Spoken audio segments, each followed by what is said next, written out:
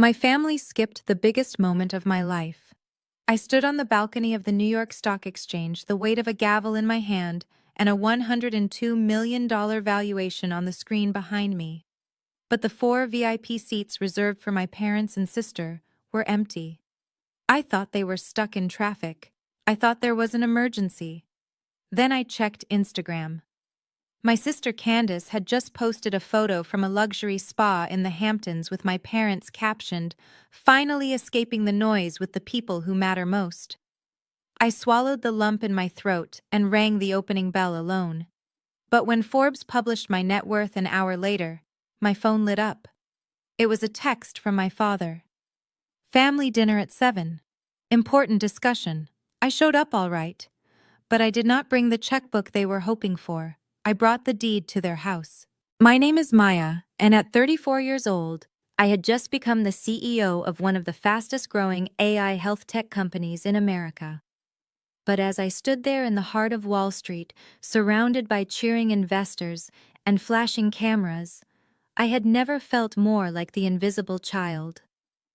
Before I tell you what happened at that dinner, let me know where you are watching from in the comments. And if you have ever been the black sheep who outgrew the flock, hit like and subscribe. This story is for you. The morning of the IPO was supposed to be the culmination of 5 years of sleepless nights. My company Dermascan had started in a freezing garage where I coded algorithms to detect skin cancer in melanin-rich skin, a demographic the medical industry often overlooked. I had eaten instant noodles for dinner more times than I could count. I had worn the same 3 suits to pitch meetings until the elbows wore thin. Today was the payoff. The ticker symbol DRMA was about to go live. The floor of the exchange was a chaotic sea of traders and media. The energy was electric, a physical hum that vibrated through the soles of my heels. My husband Isaiah stood to my left. He squeezed my hand, his palm warm and steady. He looked handsome in his navy suit, beaming with pride, holding my phone to capture the moment. But my eyes kept drifting to the right, to the small roped-off VIP section I had fought to secure. I had sent the limousine to my parents' house in Chicago at 5 in the morning to get them to the airport. I had bought first-class tickets. 3 months ago, when I told them the date, my father Reginald had puffed out his chest. "We will be there, Maya. It is a big day for the family name." My mother had cried. My sister Candace had even promised to reschedule her nail appointment. Now at 8:58 in the morning, 2 minutes before the market opened, the velvet rope hung slack. The 4 gold chairs were empty. "Maybe the flight was delayed," I whispered to Isaiah, though I knew the flight had landed 2 hours ago. "Maybe the driver got lost." Isaiah looked at me, his eyes filled with a sadness he tried to hide. "Maya, look at your phone." I did not want to look, but I pulled my phone from my blazer pocket. My thumb hovered over the Instagram icon. My sister Candace was an aspiring influencer, which meant she documented every breath she took. If they were in traffic, she would be complaining about it on her story. I tapped the screen. The colorful ring around her profile picture indicated a new update posted 12 minutes ago. The image loaded. It was a selfie. Candace was wearing a plush white robe, holding a glass of cucumber water. In the background, out of focus but unmistakable, were my parents. My father was laughing at something, looking relaxed. My mother was getting a foot massage. The location tag read, "The Sanctuary Spa Hamptons." And then, the caption. The words that cut deeper than any rejection letter I had ever received from a venture capitalist.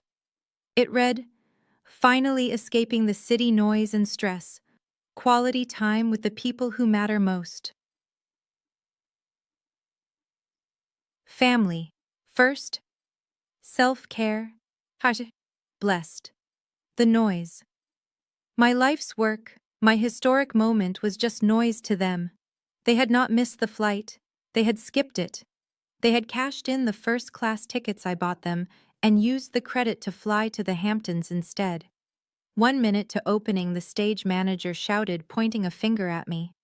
I felt the blood drain from my face, the room started to spin. They chose a spa day over the defining moment of my career. But of course they did. Candace was the golden child. If Candace wanted a spa day, the world stopped. If Maya was ringing the bell at the NYSE, it was an inconvenience. Maya, Isaiah whispered, gripping my shoulder firmly. Look at me. You built this. You, not them. You are here because of your work. Do not let them steal this from you. Ring that bell. I looked at the empty chairs one last time. I thought about the garage. I thought about the way my father used to tell me that computer science was a man's job, and I should learn to cook like Candace. I thought about the way my mother would sigh whenever I talked about my algorithms, asking why I could not just marry a rich banker like Candace's husband Hunter. The countdown began on the massive screens. 10, 9, 8. I forced a smile onto my face. It was a mask. A shield. I straightened my spine. I was Maya Johnson, CEO of $100 million company. I was not the disappointed daughter anymore. 5, 4, 3. I reached for the gavel. The wood felt heavy and cool. The crowd was chanting.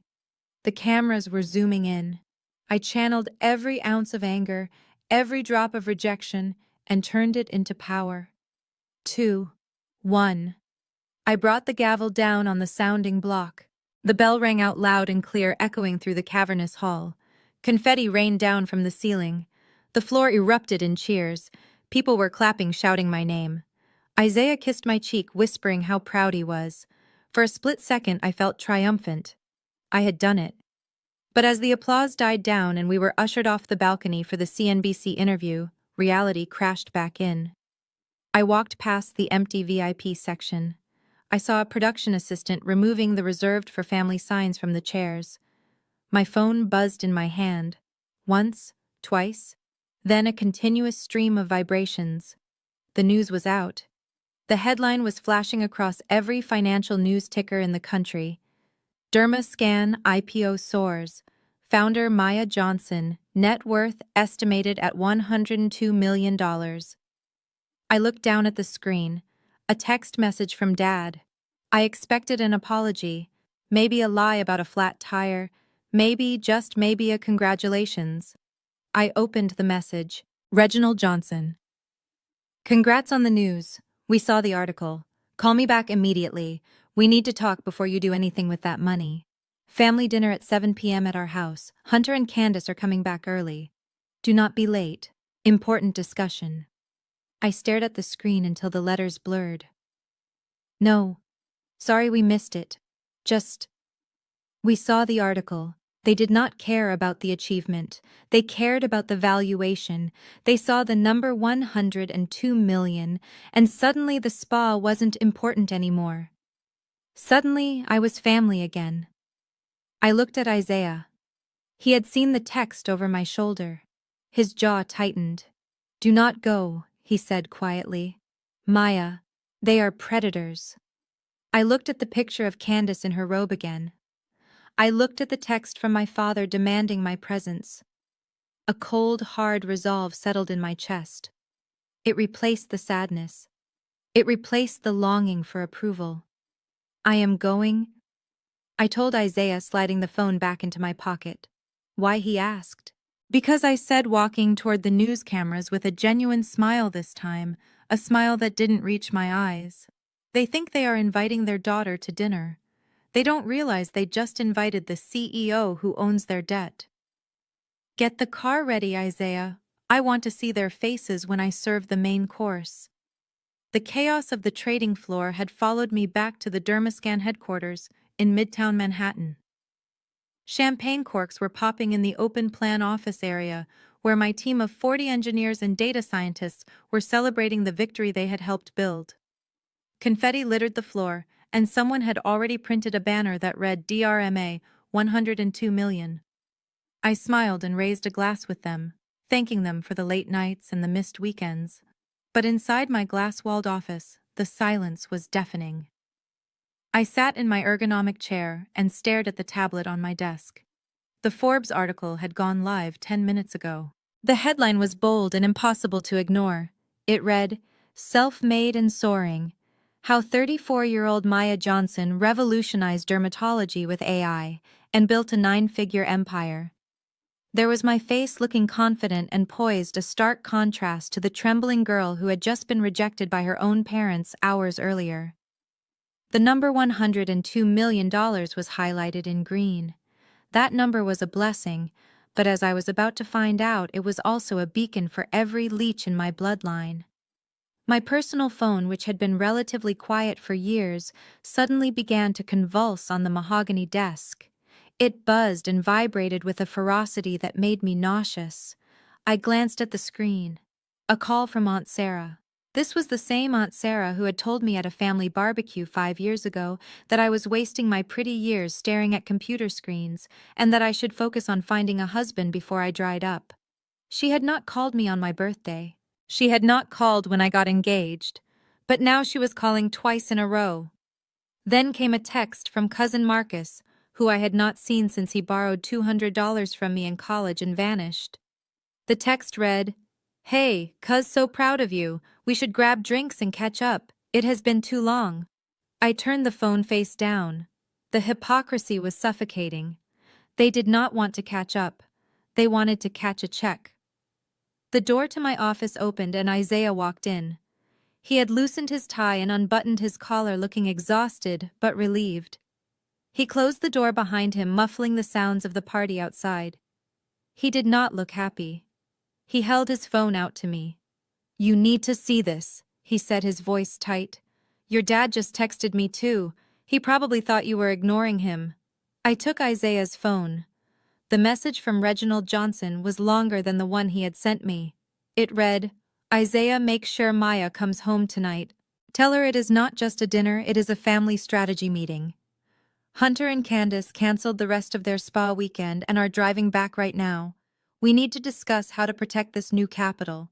Do not let her make any rash decisions with outsiders. See you at 7. I let out a dry, humorless laugh. Protect the capital.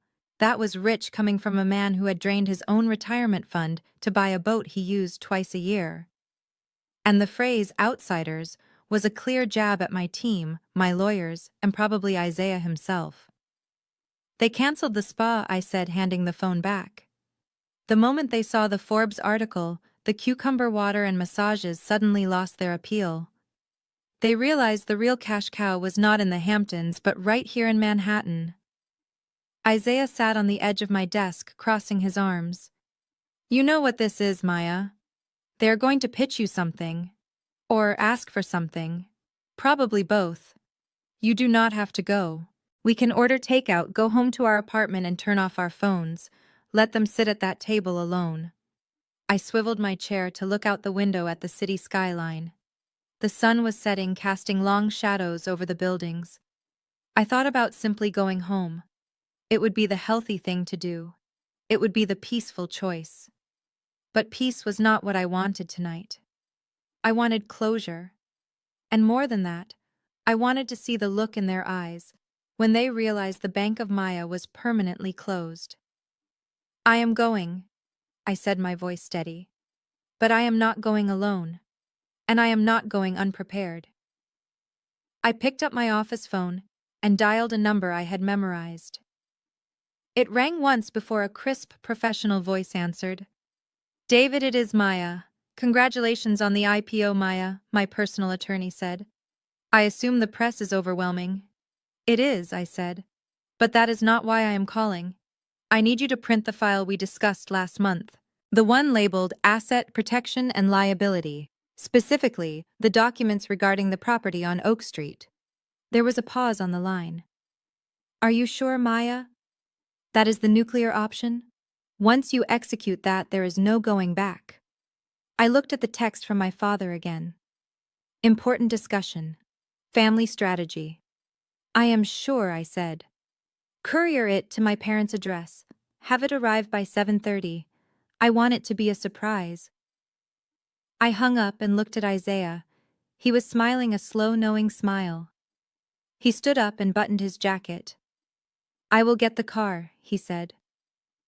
The drive to the suburbs of Chicago usually took 40 minutes, but tonight it felt like a journey back in time.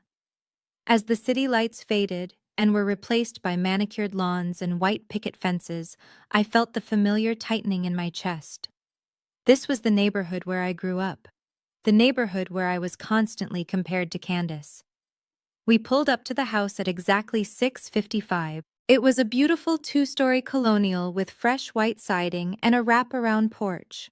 A brand new Mercedes SUV was parked in the driveway with a vanity plate that read Candace. That was the car my parents had bought her as a graduation gift when she finished her fashion merchandising degree, a degree she had never used. I stared at the house. To the neighbors, it was the residence of Reginald and Elaine Johnson. To my family, it was their ancestral pride. But to me, it was a ledger of lies. 5 years ago, Dad had made a bad investment in a friend's restaurant. He had lost nearly everything and was on the brink of foreclosure. He had called me in the middle of the night, weeping, begging me not to let them lose the family home. I had just started making real money with Derma, so I stepped in. I paid off the arrears. I refinanced the mortgage in my name to get a better rate. For the last 60 months, the mortgage payments had been automatically deducted from my account. But there was a catch. Dad was too proud to let anyone know his daughter saved him. So he told everyone, including Candace and Hunter, that the house was fully paid off, thanks to his savvy investing. He told them Candace helped with the maintenance costs, which was a lie. Candace had never paid a bill in her life. I watched the front curtain twitch. My mother was peeking out, waiting for us. "Are you ready?" Isaiah asked, turning off the engine. I checked my makeup in the rearview mirror. I applied a fresh coat of red lipstick. It was like war paint. I reached into my bag and touched the cold hard drive that contained the evidence of Hunter's financial history, something I had dug up when I first suspected he was a fraud. Between the lawyer coming with the deed to the house and the information I had on Hunter, this dinner was going to be memorable. "I am ready," I said. I stepped out of the car. The evening air was cool. I walked up the driveway, my heels clicking rhythmically on the concrete. I was walking into the lion's den, but for the first time in my life, I wasn't the prey. I was the hunter.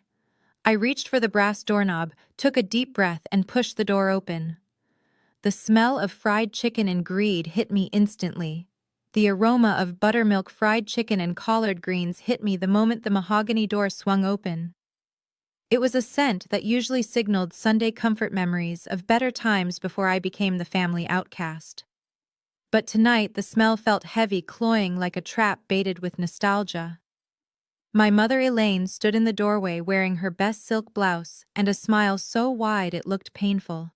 Before I could even say hello, she lunged forward, wrapping me in an embrace that squeezed the air from my lungs. "Maya, baby. Look at you, my superstar," she shrieked, her voice pitching up an octave higher than normal. She smelled of expensive lavender perfume, a scent I knew she only wore for church and bank loan interviews. She rocked me back and forth, a display of maternal affection she had not shown since I was 6 years old. For a second, I stiffened, my arms glued to my sides. This was the same woman who had told me just last Christmas that I was working myself into an early grave for a pipe dream. Now she was hugging me as if she had birthed the $100 million herself. "I missed you, baby girl," she whispered, pulling back to cup my face with manicured hands. I gently removed her hands. "You missed the bell ringing this morning too, Mom." She didn't even blink. "Oh, hush now. That is just ceremonial. Tonight is what matters. The family is together. Come in, come in." I stepped into the foyer, Isaiah close behind me, his hand resting protectively on the small of my back. The house was spotless. The good china was out. Fresh flowers were on the console table.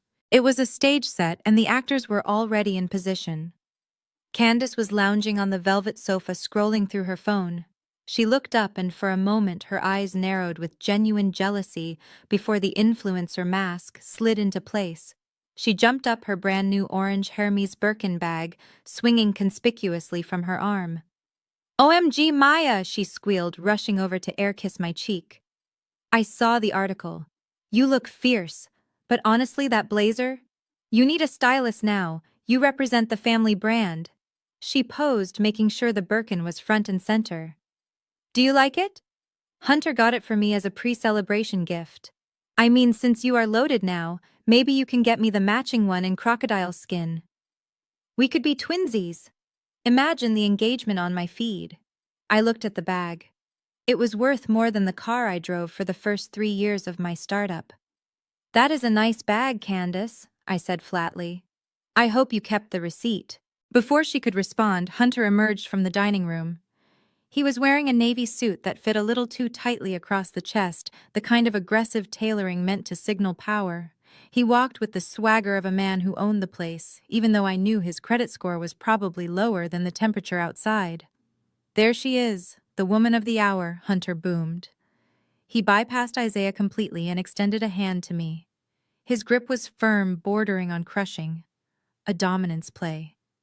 I let go of his hand quickly. Hello, Hunter. He leaned against the doorframe, swirling a glass of scotch. I read the Forbes piece. Impressive numbers, Maya. Really. But between you and me, they undervalued you. He took a sip, his eyes scanning me with a patronizing glint. These analysts, they don't understand the scalability of AI in niche markets. If I had been advising you during the roadshow, we could have opened at 150. Easily. You left money on the table, sweetheart. My jaw tightened. Hunter, whose last job was managing a crypto portfolio that went to zero, was explaining my valuation to me. I think the market spoke quite clearly, Hunter, I replied, keeping my voice cool. He chuckled, a dismissive sound. The market is emotional, Maya. You need a steady hand at the wheel now. But we will get to that. Let's eat. I am starving. We moved into the dining room. The table was groaning under the weight of the food. Macaroni and cheese with the burnt edges, just how I liked it. Candied yams. Cornbread. It was a feast fit for royalty or a condemned prisoner. My father Reginald sat at the head of the table. He stood up as I entered, buttoning his jacket. He looked older than I remembered, his hair grayer, but his posture was still rigid with that old-school patriarchal pride. He did not hug me. He simply nodded, gesturing to the seat to his right. Sit, Maya. Isaiah, you can sit there next to Hunter. We sat. The tension in the room was thicker than the gravy. Mom bustled around serving plates, piling high mounds of food onto my porcelain dish. Eat, eat, she urged. You look thin. They don't feed you right in that city. I took a bite of the mac and cheese. It was delicious, which made me angry. It tasted like home, and I hated that they could still reach me through these simple sensory triggers. So Dad began wiping his mouth with a linen napkin. He didn't ask how I was. He didn't ask about the technology I had built. He looked around the table, expanding his chest. I have been thinking all day about this success, and I realized this is the result of the Johnson work ethic. I nearly choked on my cornbread. Isaiah reached for his water glass, hiding a smirk. Dad continued, his voice taking on a sermon-like quality. I know I was hard on you growing up, Maya. I pushed you. I was strict. I didn't let you run wild. I told you that the world would not hand you anything because of the color of your skin. And today proves I was right. My discipline made you strong. I put my fork down. The metal clinked loudly against the china. You told me coding was for boys, Dad. You told me to go to nursing school because it was safe. You refused to co-sign my first business loan. Dad waved his hand dismissively, as if swatting away a fly. That was reverse psychology. I needed you to have grit. If I had made it easy, you would have ended up soft. Look at you now. A CEO. That didn't happen by accident. That is my legacy flowing through your veins. Candace chimed in, her mouth full of yams. Totally. We all sacrificed for this. I mean, I stayed out of your way so you could study. I was the social one so you could be the nerd. We are like a team. Hunter nodded solemnly. Exactly. A team. And now that you have reached the summit, Maya, the game changes. Wealth creation is one thing. Wealth preservation. That is a man's game. I looked at Isaiah. He was staring at his plate, his knuckles white as he gripped his fork. He wanted to speak to defend me, to tell them they were delusional, but he respected my wish to handle this. "What are you trying to say, Hunter?" I asked, locking eyes with my brother-in-law. Hunter smiled, the kind of smile a shark gives before it bites. He reached under the table and pulled out a thick leather portfolio. He placed it on the table, pushing aside the bowl of collard greens. Dad cleared his throat. He looked at the portfolio, then at me. His expression shifted from proud father to serious businessman. "Maya, listen. Having $100 million puts a target on your back. You are a young woman. You are emotional. You have a husband who is, well, an artist." "Isaiah is an architect," I corrected sharply. "Same difference," Dad said. "He is not a finance man. We cannot risk this money leaving the family bloodline. We cannot risk you making a mistake because you are overwhelmed." Hunter opened the portfolio. The papers inside were crisp, heavy legal stock. Dad continued, "Hunter and I have been discussing this for weeks. We have come up with a solution to protect you. To protect us." Hunter slid the document across the tablecloth. It stopped right in front of my plate. The bold header at the top read, "The Johnson Family Revocable Trust." "What is this?" I asked, though I already knew. "It is a shield," Hunter said, his voice dripping with false concern. "It consolidates your assets, your shares in Dermascan, your liquid cash, everything. It puts it into a trust managed by the family board." "And who is on this board?" I asked, flipping the page. Dad sat up straighter.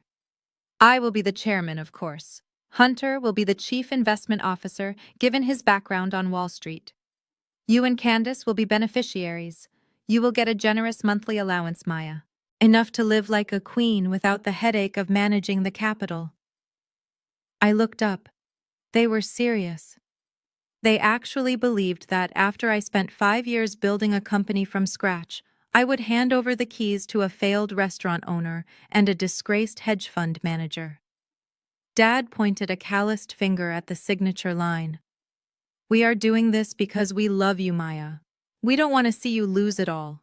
Sign it. Tonight. Let's make this official so we can really celebrate." I looked at the pen Hunter was holding out to me. It was a Mont Blanc. Expensive. Probably bought with money he didn't have. I reached out and took the pen. The room went silent. Candace stopped chewing. Mom leaned forward, her eyes wide with anticipation. They thought they had won. They thought the little girl who sought their approval was still sitting in this chair. But she wasn't. I held the pen, feeling its weight. Then I looked at my father and smiled. A cold, dangerous smile. "You want to protect the family assets?" I asked softly. "Yes," Dad breathed out. "I am glad you said that," I replied, "because I have some documents of my own." I dropped the pen. It rolled across the table and fell onto the floor with a soft clatter. Then I reached into my purse.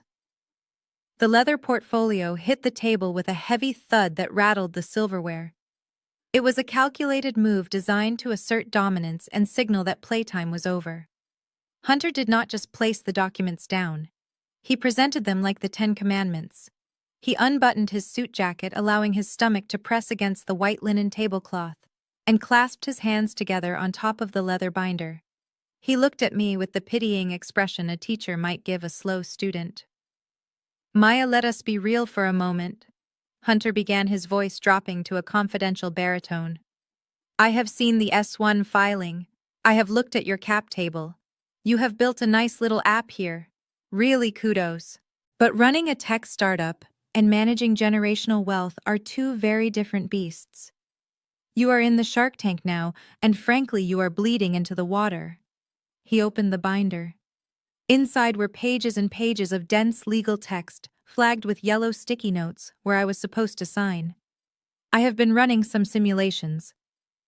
Hunter continued, pointing a manicured finger at a chart that looked like it had been made in Excel 95.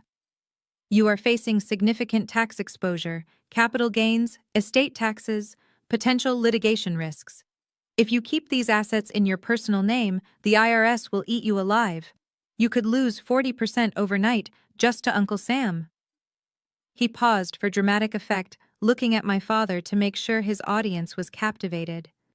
Dad nodded gravely, his brow furrowed. He did not understand a word Hunter was saying, but he understood the fear of losing money.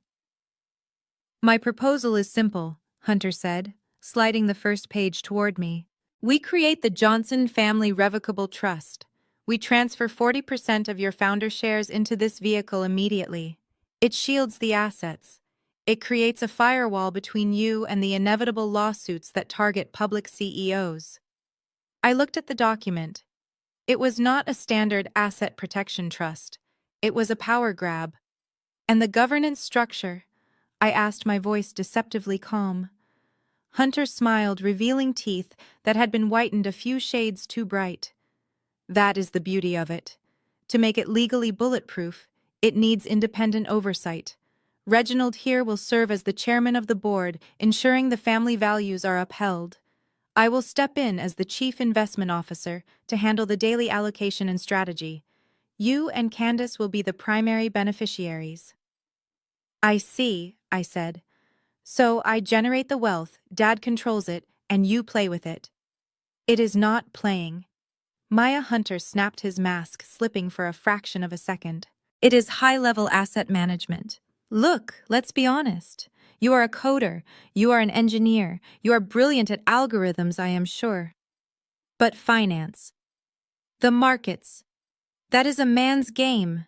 It requires a certain temperament. Women in tech, well, the statistics show they burn out. They get emotional. They make bad calls when the pressure hits. We are trying to take that burden off your shoulders so you can focus on your little dermatology project." My little dermatology project was worth more than his entire bloodline, but I stayed silent. I wanted them to dig the hole deeper. Candace, sensing an opening to attack, leaned forward. She swirled her wine glass, looking from me to Isaiah. "Hunter is right, Maya," she said, her voice dripping with poison. "I mean, look who you are taking advice from." She pointed a long acrylic fingernail at Isaiah. "No offense, Isaiah, but you draw houses for a living. You are an architect. Hunter worked on Wall Street. He managed millions while you were picking out tile samples. If I were you, Maya, I would trust the expert in the family, not the guy who thinks a hammer is a financial tool." Isaiah started to rise from his chair. The veins in his neck were bulging. He had tolerated the snide remarks about his career for years, but being told he was less of a man because he didn't work in finance was the breaking point. "Sit down, Isaiah," I said softly, placing my hand on his forearm. He looked at me, his eyes blazing. "Maya, you cannot let them talk to us like this." I squeezed his arm hard. I said, "Sit down. I have this." Isaiah slowly sank back into his chair, but his gaze remained fixed on Hunter like a laser. I turned my full attention to Hunter. I picked up the document and flipped to the fee structure page. I scanned it quickly, my eyes widened. "Hunter," I said, keeping my tone conversational, "you mentioned you want to shield me from tax exposure. Can you explain why this trust is structured as a grantor-retained annuity trust? Or a GRAT, given the current interest rate environment?" Hunter blinked. He shifted in his seat. "Well, the GRAT it is a standard vehicle for minimizing the estate tax impact. Actually, I interrupted, with interest rates this high, a GRAT is incredibly inefficient. The hurdle rate is too high to transfer any significant appreciation. But that is not what concerns me." I pointed to a paragraph on page 5. It says here the chief investment officer takes a 2% management fee annually, plus 20% of any appreciation. That is a hedge fund fee structure, Hunter. For a family trust, Hunter began to sweat. Beads of perspiration formed on his upper lip. "Well, that is industry standard for top-tier talent, Maya. You pay for quality." "Top-tier talent?" I asked. I looked at him with cold curiosity. "Okay, let's talk about your talent. What was the Sharpe ratio of the last fund you managed at Goldman?" The room went silent. Dad looked back and forth between us, sensing the shift in power but not understanding the vocabulary. The sharp ratio, Hunter stammered. He tugged at his collar. Look, historical data is irrelevant. I am talking about forward-looking alpha. I did not let him up for air. It is a simple question, Hunter. The Sharpe ratio measures risk-adjusted return. If you are going to manage $40 million of my money, I need to know you understand risk. So, was it above 1? Was it negative? Because looking at this fee structure, you seem to value your services very highly. Hunter's face turned a mottled shade of red. You are getting bogged down in technicalities. This is about family, this is about trust. I slammed the portfolio shut. The sound echoed like a gunshot. No, Hunter. This is about theft. You are trying to lock my shares into a trust where I have no voting rights. Charge me exorbitant fees to manage money. You have no idea how to invest and put my father as a figurehead so you can drain the liquidity. You do not know what a Sharpe ratio is because you were never a portfolio manager. You were a junior analyst who got fired for compliance violations. Hunter stood up, his chair scraping violently against the floor. How dare you, Reginald? Are you going to let her speak to me like this? Dad's face was purple with rage. He did not understand the math, but he understood that his authority was being challenged. He slammed his fist onto the table, making the wine glasses jump. Enough, Dad roared. His voice shook the room. He pointed a shaking finger at me. I do not care about your ratios or your fancy words. You think you are so smart because you made some money? You are nothing without this family. He grabbed the pen. Hunter had dropped earlier and shoved it toward me. You are treating your brother-in-law like a criminal, Dad shouted. He is trying to help you. You sign those papers right now. Maya, I stared at him calmly. Give me one good reason why I should sign over 40% of my company to you, Dad. Because I said so. Dad screamed, spittle flying from his lips. Because that garage you sat in for 3 years. That was my garage, my electricity, my roof.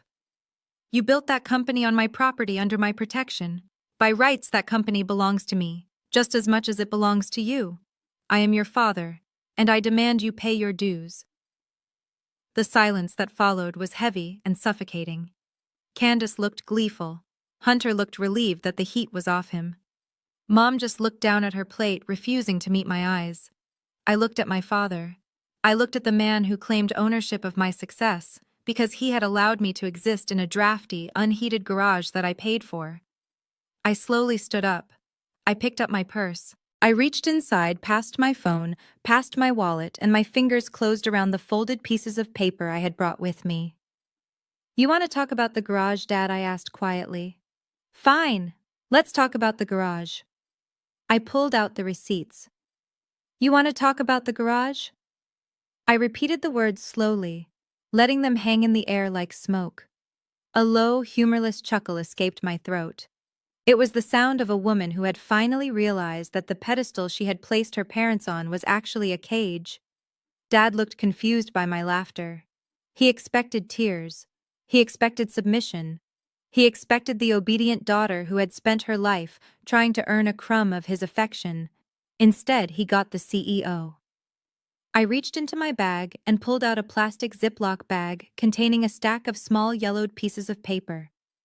They were old, crinkled, and smelled faintly of motor oil and damp cardboard. I tossed the bag onto the center of the table. It landed on top of Hunter's leather portfolio with a defiant slap. "Open it," I said, my voice razor sharp. Dad stared at the bag. "What is this?" "It is the ledger of your so-called support," I replied. "Go ahead. Read the top one." Dad hesitated, his hand trembling slightly as he picked up the first slip of paper. He squinted at his own handwriting. August 1st, 2018. I recited from memory. Rent for garage space, $1,000, plus $200 for electricity surcharge, paid in cash. I leaned forward, locking eyes with him.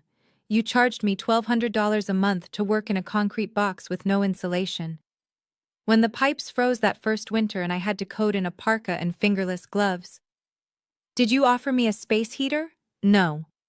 You charged me an extra $50 a month to plug in my own heater because you said I was running up your bill.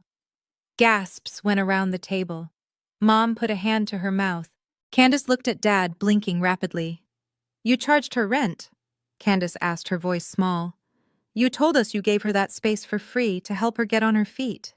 You told everyone at church you were her angel investor. Dad's face flushed a deep, embarrassed crimson. He slammed the receipt down. It was a business arrangement. I was teaching her the value of $1. Real estate isn't free, Maya. Exactly, I said, standing up. It was a business arrangement, a transaction. I paid you $36,000 over 3 years for a space that was legally uninhabitable. That means we are square, Dad. I don't owe you a percentage of my company. I don't owe you my intellectual property. And I certainly don't owe you my dignity. I turned my gaze to Hunter.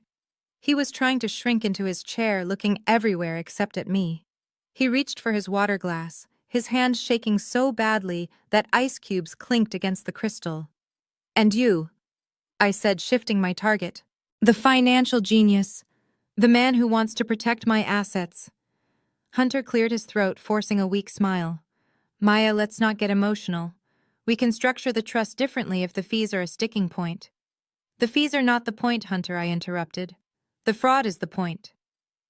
The room went deathly silent. Even the air conditioning seemed to stop humming. I pulled a single crisp sheet of paper from my bag.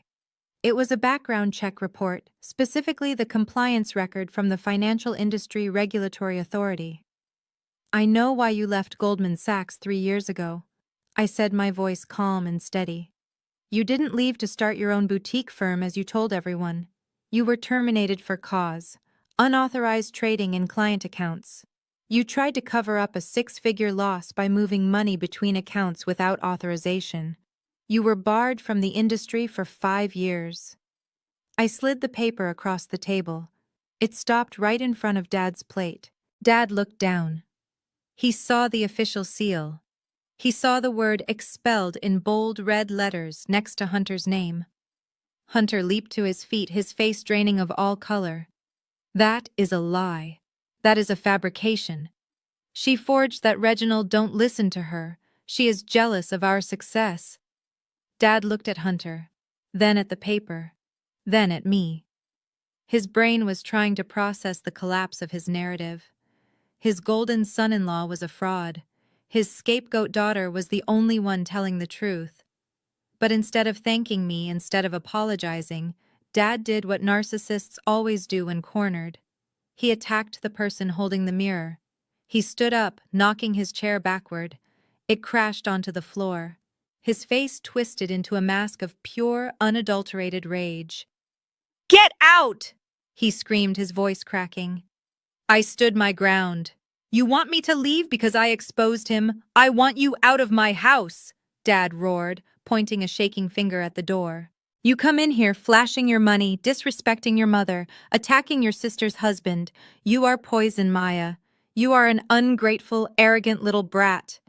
He grabbed the trust document and ripped it in half, throwing the pieces at me. "I don't want your money. I don't want your shares. You are dead to me, do you hear? Dead. Let's see how long your precious stock price lasts when the world finds out you abandoned your family. Get out!" Isaiah stepped forward, placing himself between me and my father. "We are leaving, Reginald, and do not ever speak to my wife like that again." Dad laughed, a manic, desperate sound. Take her and get out. She is a curse." I looked at my mother. She was weeping silently into her napkin, but she didn't say a word. She didn't look up. She chose her side. She chose the lie because the truth was too painful to bear. I grabbed my purse. "Goodbye, Dad," I said softly.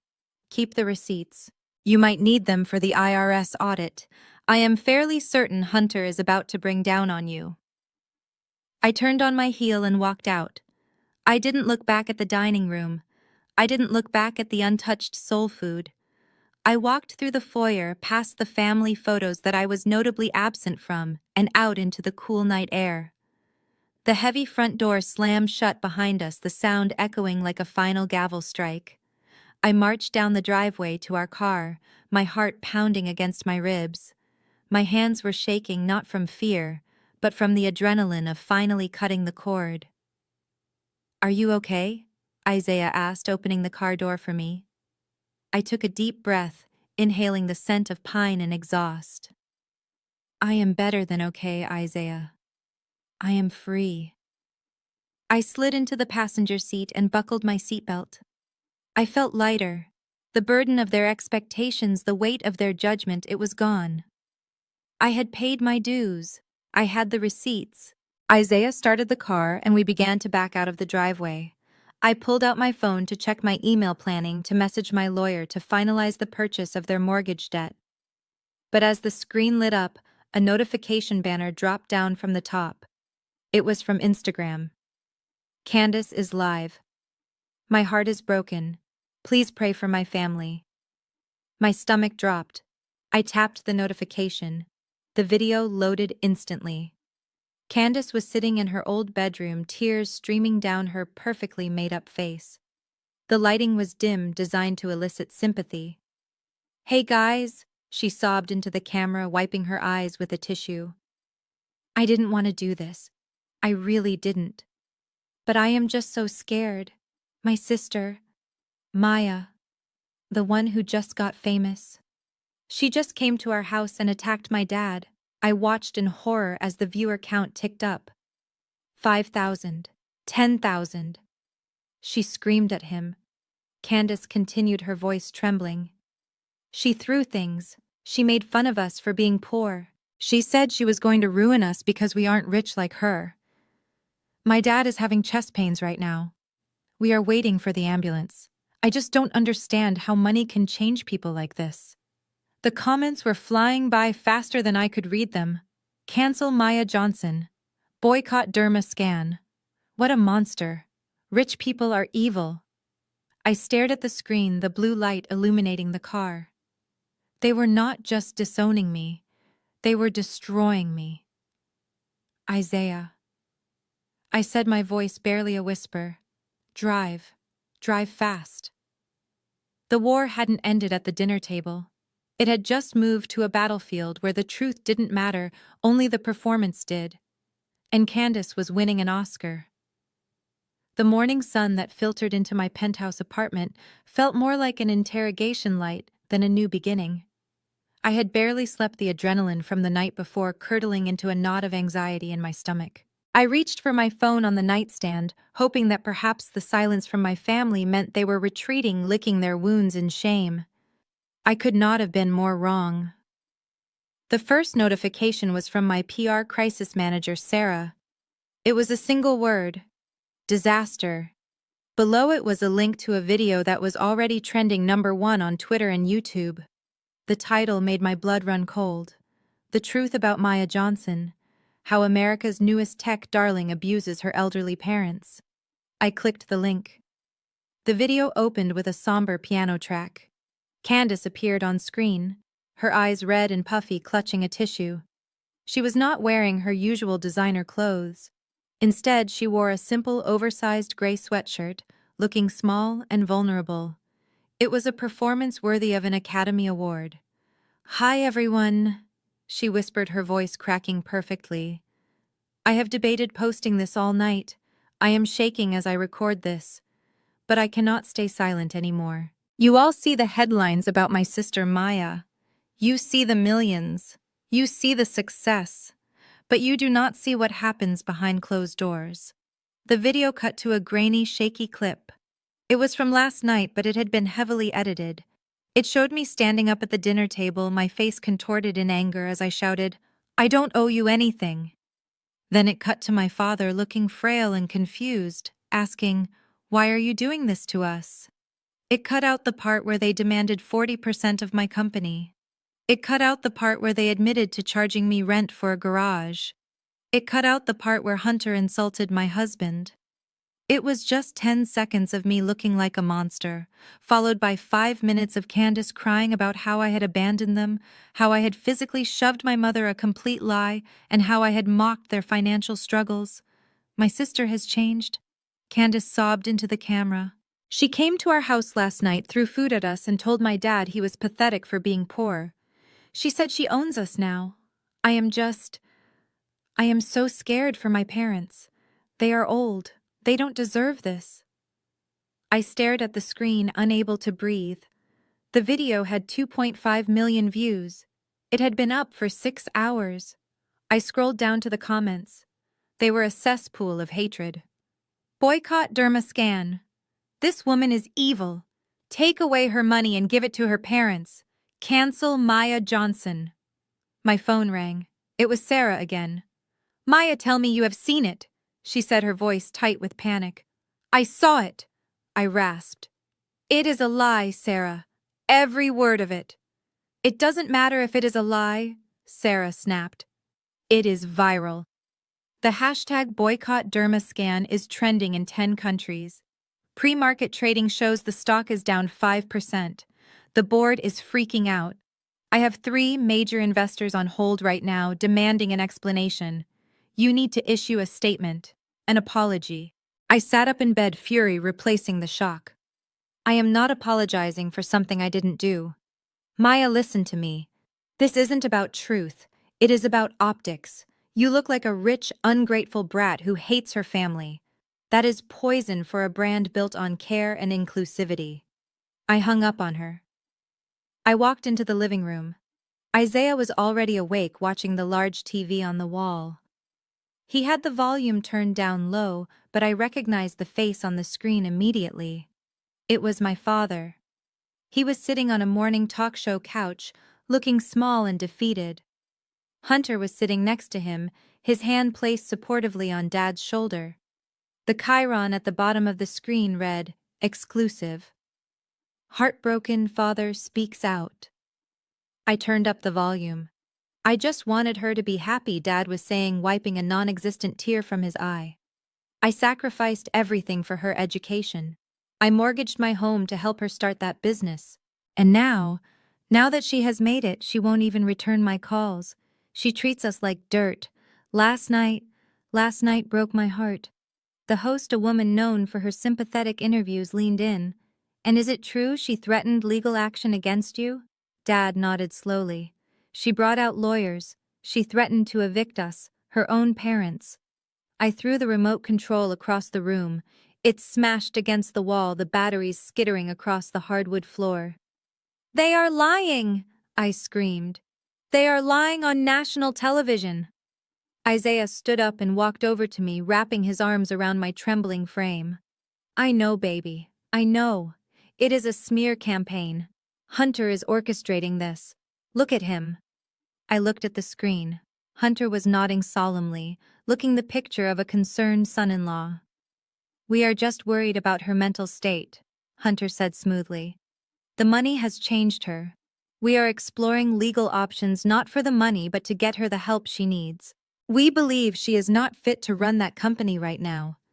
That was the kill shot. They weren't just trying to ruin my reputation. They were trying to declare me incompetent. They were trying to stage a coup. My phone buzzed again. An email notification popped up on my watch. The sender was a law firm I didn't recognize. The subject line was purely formal. Service of process. Johnson versus Johnson. I opened the email on my phone. It was a lawsuit. Plaintiff, Reginald Johnson. Defendant, Maya Johnson. Cause of action, breach of verbal contract. Intentional infliction of emotional distress. Theft of intellectual property. I scrolled to the bottom. The demand for damages was staggering. $30 million. They were claiming that the idea for the skin cancer detection algorithm was developed during family brainstorming sessions. They were claiming that my father was a co-founder who had been cut out. They were claiming that my refusal to sign the trust was a breach of their verbal agreement to share the profits. It was absurd. It was baseless. Any judge would throw it out in a heartbeat once they saw the evidence. But that wasn't the point. Hunter knew he couldn't win in court. He didn't want to go to court. He wanted to drag this out in the public eye. He wanted to bleed me dry with legal fees and bad press until I cut them a check just to make it stop. $30 million, I whispered. They want $30 million to go away. Isaiah looked at the email over my shoulder. He let out a low whistle. This is extortion, Maya, plain and simple. I walked to the window and looked down at the street below. Paparazzi were already gathering outside my building. I could see their long lenses pointed up at my balcony. I was trapped. If I fight this, the stock tanks, I said, my mind racing. If I pay them, I admit guilt, and they will come back for more in 6 months. There is a third option, Isaiah said. I turned to look at him. What? Burn it down, he said, his voice hard. You have the files on Hunter. You have the evidence of his fraud. You have the receipts from the garage. Release them. All of them. I shook my head. If I release the Hunter files, the SEC gets involved. My parents lose their house immediately because it was bought with dirty money. They go to jail as accomplices or end up on the street. Isaiah walked over to me and held my face in his hands. Maya, look at the TV. Look at what they are doing to you. They are already on the street. They just don't know it yet because they are living in Hunter's house of cards. You cannot save people who are actively trying to destroy you. I looked back at the screen. Dad was now sobbing into his hands while the host patted his back. It was a performance. A cruel, calculated performance designed to steal the one thing I had built for myself. My dignity. I took a deep breath. The fear was gone, replaced by a cold, surgical precision. Get the car, Isaiah, I said. We aren't going to the office. Where are we going? He asked. I picked up my phone and dialed my private investigator. We are going to find the one person Hunter forgot to silence, I said. We are going to find his ex-wife. The polished oak conference table in my attorney's office felt miles long, distancing me from the absurd document sitting in the center. David, my lead counsel, adjusted his glasses and looked at me with a mixture of professional fatigue and personal sympathy. He tapped the paper with his pen. You have to hear the specific language, Maya, he said. It claims that during a Thanksgiving dinner in 2019, Reginald Johnson provided the foundational concept for the algorithmic neural network used in DermaScan. It alleges that you, as his daughter, acted merely as the technician executing his visionary directive. Therefore, he is claiming 50% co-founder status and seeking $30 million in backdated royalties and punitive damages. I stared at David, waiting for the punchline. My father thought the cloud was literal water vapor in the sky. He still typed with one finger. He called every video game Nintendo. The idea that he had conceptualized a machine learning model for dermatological diagnosis was not just a lie, it was science fiction. He cannot be serious, I said, my voice flat. Dad thinks Python is a snake at the zoo. If we put him on the stand and ask him to define an algorithm, he would perjure himself in 10 seconds. David nodded. We know that. And more importantly, Hunter knows that. This lawsuit is not designed to win in a courtroom, Maya. It is designed to bleed you in the boardroom. He stood up and walked to the whiteboard. Look at the timing. Your stock is already wobbly from the smear campaign. Now they file a lawsuit challenging the ownership of the core intellectual property. That scares institutional investors. They do not like uncertainty. Hunter is betting that the board will panic and force you to settle. He wants you to write a check for $5 or $10 million just to make the headache go away, so the stock price stabilizes. It is a shakedown, a legal mugging. I looked out the window at the gray Manhattan skyline. It was brilliant in a sick, twisted way. Hunter knew he was a fraud. He knew my father was delusional. But he also knew that Wall Street hated drama more than it hated lies. He was weaponizing the market against me. So if I fight it, I lose value, I said. And if I pay them, I admit that their lies have merit. David sat back down. Precisely. It is a game of chicken. The question is, who blinks first? While I was sitting in a high-rise debating legal strategy, a very different conversation was happening 30 miles away in the kitchen where I grew up. My private investigator had planted a listening device in the flower pot on the porch days ago, and I listened to the recording later that evening. It was a masterclass in manipulation. The audio was crisp. I could hear the hum of the refrigerator and the scratching of a pen on paper. Reginald.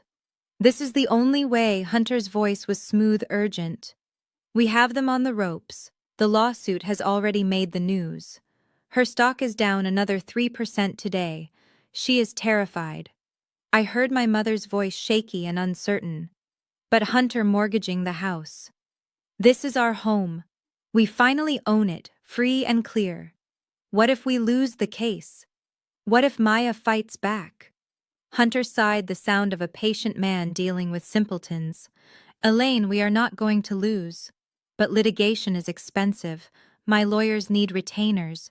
We need to hire expert witnesses to testify that Reginald's ideas were the basis of her code.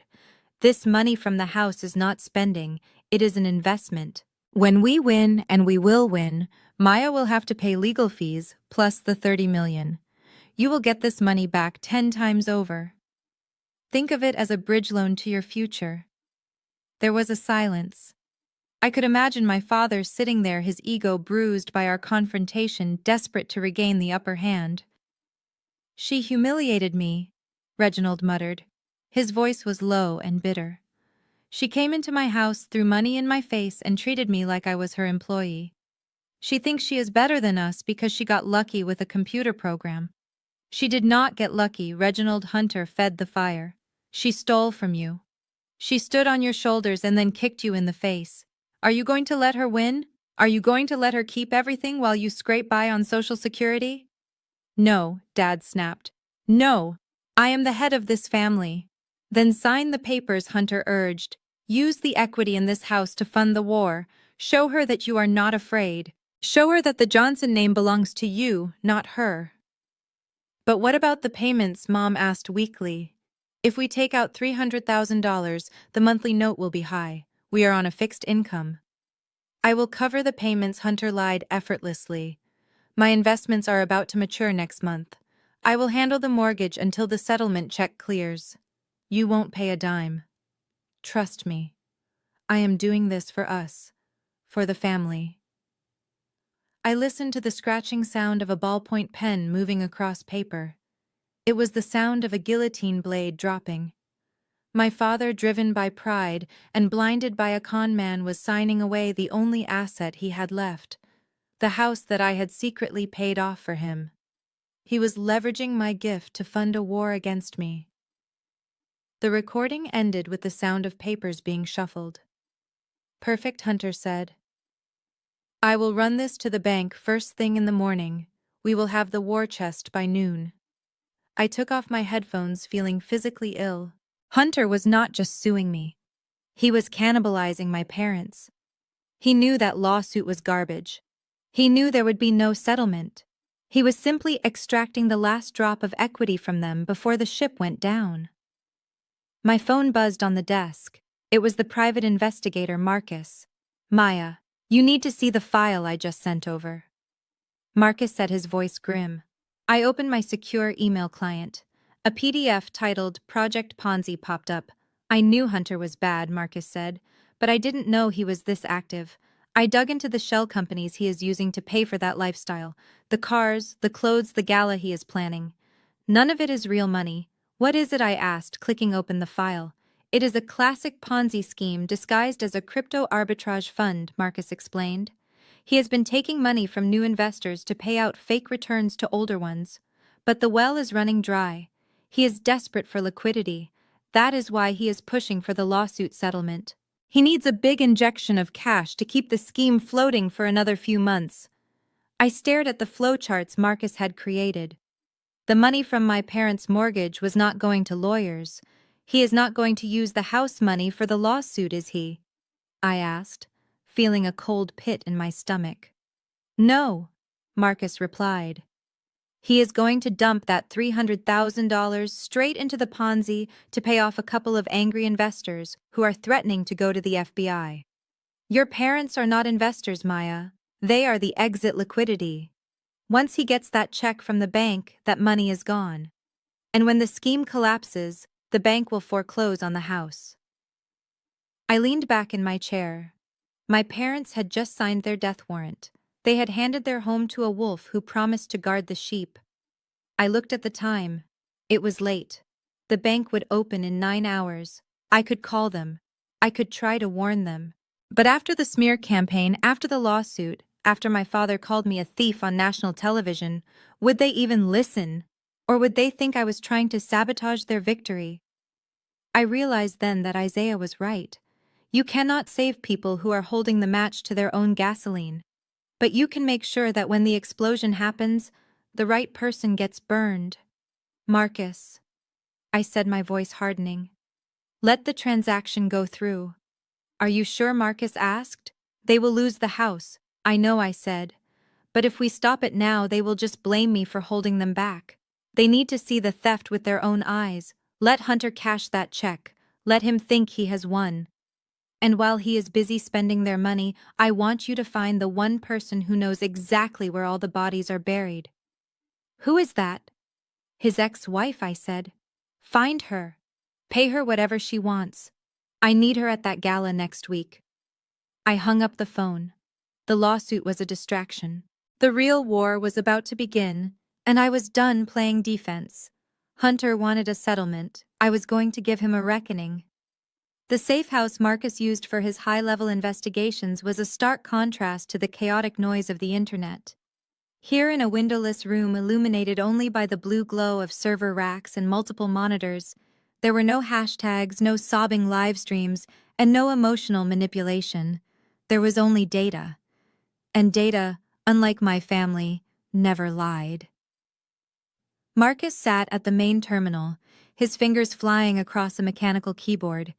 He was a digital forensic specialist I had hired years ago to audit my company's security, and he was the only person I trusted to dissect the rotting carcass of Hunter's financial life. Isaiah stood behind him, arms crossed, his face grim. I pulled a chair up to the desk, watching the lines of code resolve into bank statements and wire transfers. We are inside, Marcus said, his voice devoid of emotion. I have bypassed the proxy servers he set up. We are looking at the raw ledger of the Sterling Capital Fund. Show me, I said. Marcus hit a key, and a visualization appeared on the center screen. It looked like a spider web with hundreds of thin red lines radiating out from a central hub. This is a classic Ponzi structure, Marcus explained, pointing to the center. This is Hunter's operating account. These lines coming in are deposits from new investors. These lines going out are payments to early investors. There is no trading activity, no stock purchases, no crypto assets. He is just taking money from Peter to pay Paul. I scanned the list of names. Some I recognized: wealthy doctors from the country club, a few retired teachers from our church. Hunter had not just scammed strangers, he had hunted in our own backyard. But look at the cash flow, Marcus said, zooming in on the timeline. The inflow stopped 3 months ago. The well is dry. He has been defaulting on payments. That is why he is desperate. He needs fresh blood to keep the illusion alive. And that is where my parents come in, I whispered. Marcus nodded slowly. He opened a new window. It showed a transaction time-stamped just 6 hours ago. The amount was $320,000. The source was First National Bank, a wire transfer from a home equity line of credit. The beneficiary was Sterling Capital. There it is, Isaiah said, his voice thick with disgust. The mortgage money. I felt a wave of nausea roll over me. My father had signed those papers yesterday, believing he was funding a legal war to protect his legacy. He believed he was paying top-tier lawyers to fight for his rights. Where did it go? I asked, pointing at the screen. Did he pay a retainer to the law firm suing me? Marcus shook his head. Watch this. He tracked the money. It hit the Sterling Capital account at 9 in the morning. At 9:15 it was split into 3 chunks. One chunk went to pay the lease on Hunter's Porsche. Another chunk went to a luxury event planner for the upcoming gala. And the biggest chunk, $200,000, was wired immediately to an offshore account in the Cayman Islands. He is not fighting a lawsuit, Maya, Marcus said. He is cashing out. He is skimming the last bit of cream before the milk goes sour. He is planning to run. I stared at the screen. My parents' home, the safety net I had secretly built for them, was gone. It was sitting in a numbered account in the Caribbean, waiting for Hunter to join it. And what about Candace, I asked. Does she know Marcus pulled up another file? This one was a credit report. Candace is just as much a victim as she is an accomplice, Marcus said. Look at her personal cards. Amex Black, Visa Signature, all of them are maxed out. She has been trying to use them for the last week, but the transactions are being declined. He clicked on a log of text messages intercepted from Candace's phone. I read the messages she sent to Hunter. Babe, my card got declined at Sephora again. The cashier looked at me like I was broke. Fix this. And Hunter's reply. It is just a fraud alert, baby. The bank is being overprotective because we are spending so much. Use the debit card. I transferred cash. He is gaslighting her too, I realized. She thinks they are rich. She thinks the declined cards are just technical glitches. She has no idea she is drowning in debt. I stood up and paced the small room. The air conditioning was humming, but I felt hot, suffocated by the magnitude of the betrayal. My parents were not just broke. They were destitute. The moment the bank realized the equity was gone and the payments stopped, they would foreclose. My father, a man defined by his pride, would be homeless at 65. I have to tell them, I said, stopping in front of Isaiah. I have to call Mom. If I show them this, if I show them the wire transfer to the Caymans, they will stop the lawsuit. They will see that Hunter is the villain. I reached for my phone. My thumb hovered over my mother's contact. Isaiah reached out and gently covered my hand with his. Maya, stop. I looked at him, tears stinging my eyes. Isaiah, they are going to lose everything. That is still my mother. That is still the house I grew up in. Isaiah took the phone from my hand and set it down on the desk. Think about what happened yesterday, Maya, he said, his voice firm but compassionate. Think about the live stream. Think about your father on national television calling you a thief. If you go to them now with this data, what will they say? They will say I hacked them. I replied, the realization dawning on me. Exactly, Isaiah said. Hunter has already primed them to believe you are a vindictive, powerful tech mogul out to destroy them. If you show them bank records, Hunter will say you forged them. He will say you used your AI to create fake documents. He will say you are spying on them, which technically you are. But I cannot just let them crash, I argued, though my resolve was weakening. You are not letting them crash, Isaiah said. They have already crashed. They just haven't hit the ground yet. He turned me to face him, holding my shoulders. You cannot save people who do not want to be saved, Maya. You cannot force them to see the truth when they are comfortable in the lie. If you bail them out now, if you intervene, you are just the villain who ruined their beautiful dream. They need to wake up on their own. And the only thing that wakes people like your father up is consequences. I looked back at the screen. The red lines of the Ponzi scheme pulsed like infected veins. So we wait, I asked. We wait, Marcus chimed in from the desk. But we don't wait long. I found the invitation list for the gala Hunter is hosting next week. The gala, I repeated. The one he is using my parents' mortgage money to pay for. Yes, Marcus said. He is billing it as the launch of the Johnson Family Foundation. He invited every high net worth individual in Atlanta. He is going to try to raise one last round of capital before he disappears. That is the stage, Isaiah said. That is where he feels safe. That is where he will be arrogant. I looked at the invitation Marcus pulled up on the screen. It was gold and black, elegant and expensive. It promised a night of luxury and legacy. If I expose him now in private, he runs, I said, thinking aloud. He takes the Cayman money and vanishes. My parents are left with the debt and no answers. Correct, Marcus said. But if I expose him there, I continued, my mind sharpening into a weapon. If I expose him in front of the very people he is trying to impress, in front of the investors he is trying to swindle, he panics. He freezes. And the police can be waiting at the back door. It is risky, Isaiah warned. It will be a scene. Your parents will be humiliated publicly. They humiliated me publicly yesterday, I said, my voice turning cold. They wanted a spectacle. I will give them a spectacle. I turned to Marcus. Do not touch the accounts I ordered. Let the wire transfer clear. Let Hunter feel rich. Let him buy the champagne and the caviar. Let him think he has gotten away with it. I walked over to the printer where the gala invitation was displayed. Can you get us in? I asked. Marcus smirked. I can get you a front row seat. I can also get you control of the audio-visual system. I nodded. Good. Because I am not just coming to dinner. I am coming to give a keynote speech. I looked at Isaiah. He nodded, understanding the shift. The grieving daughter was gone.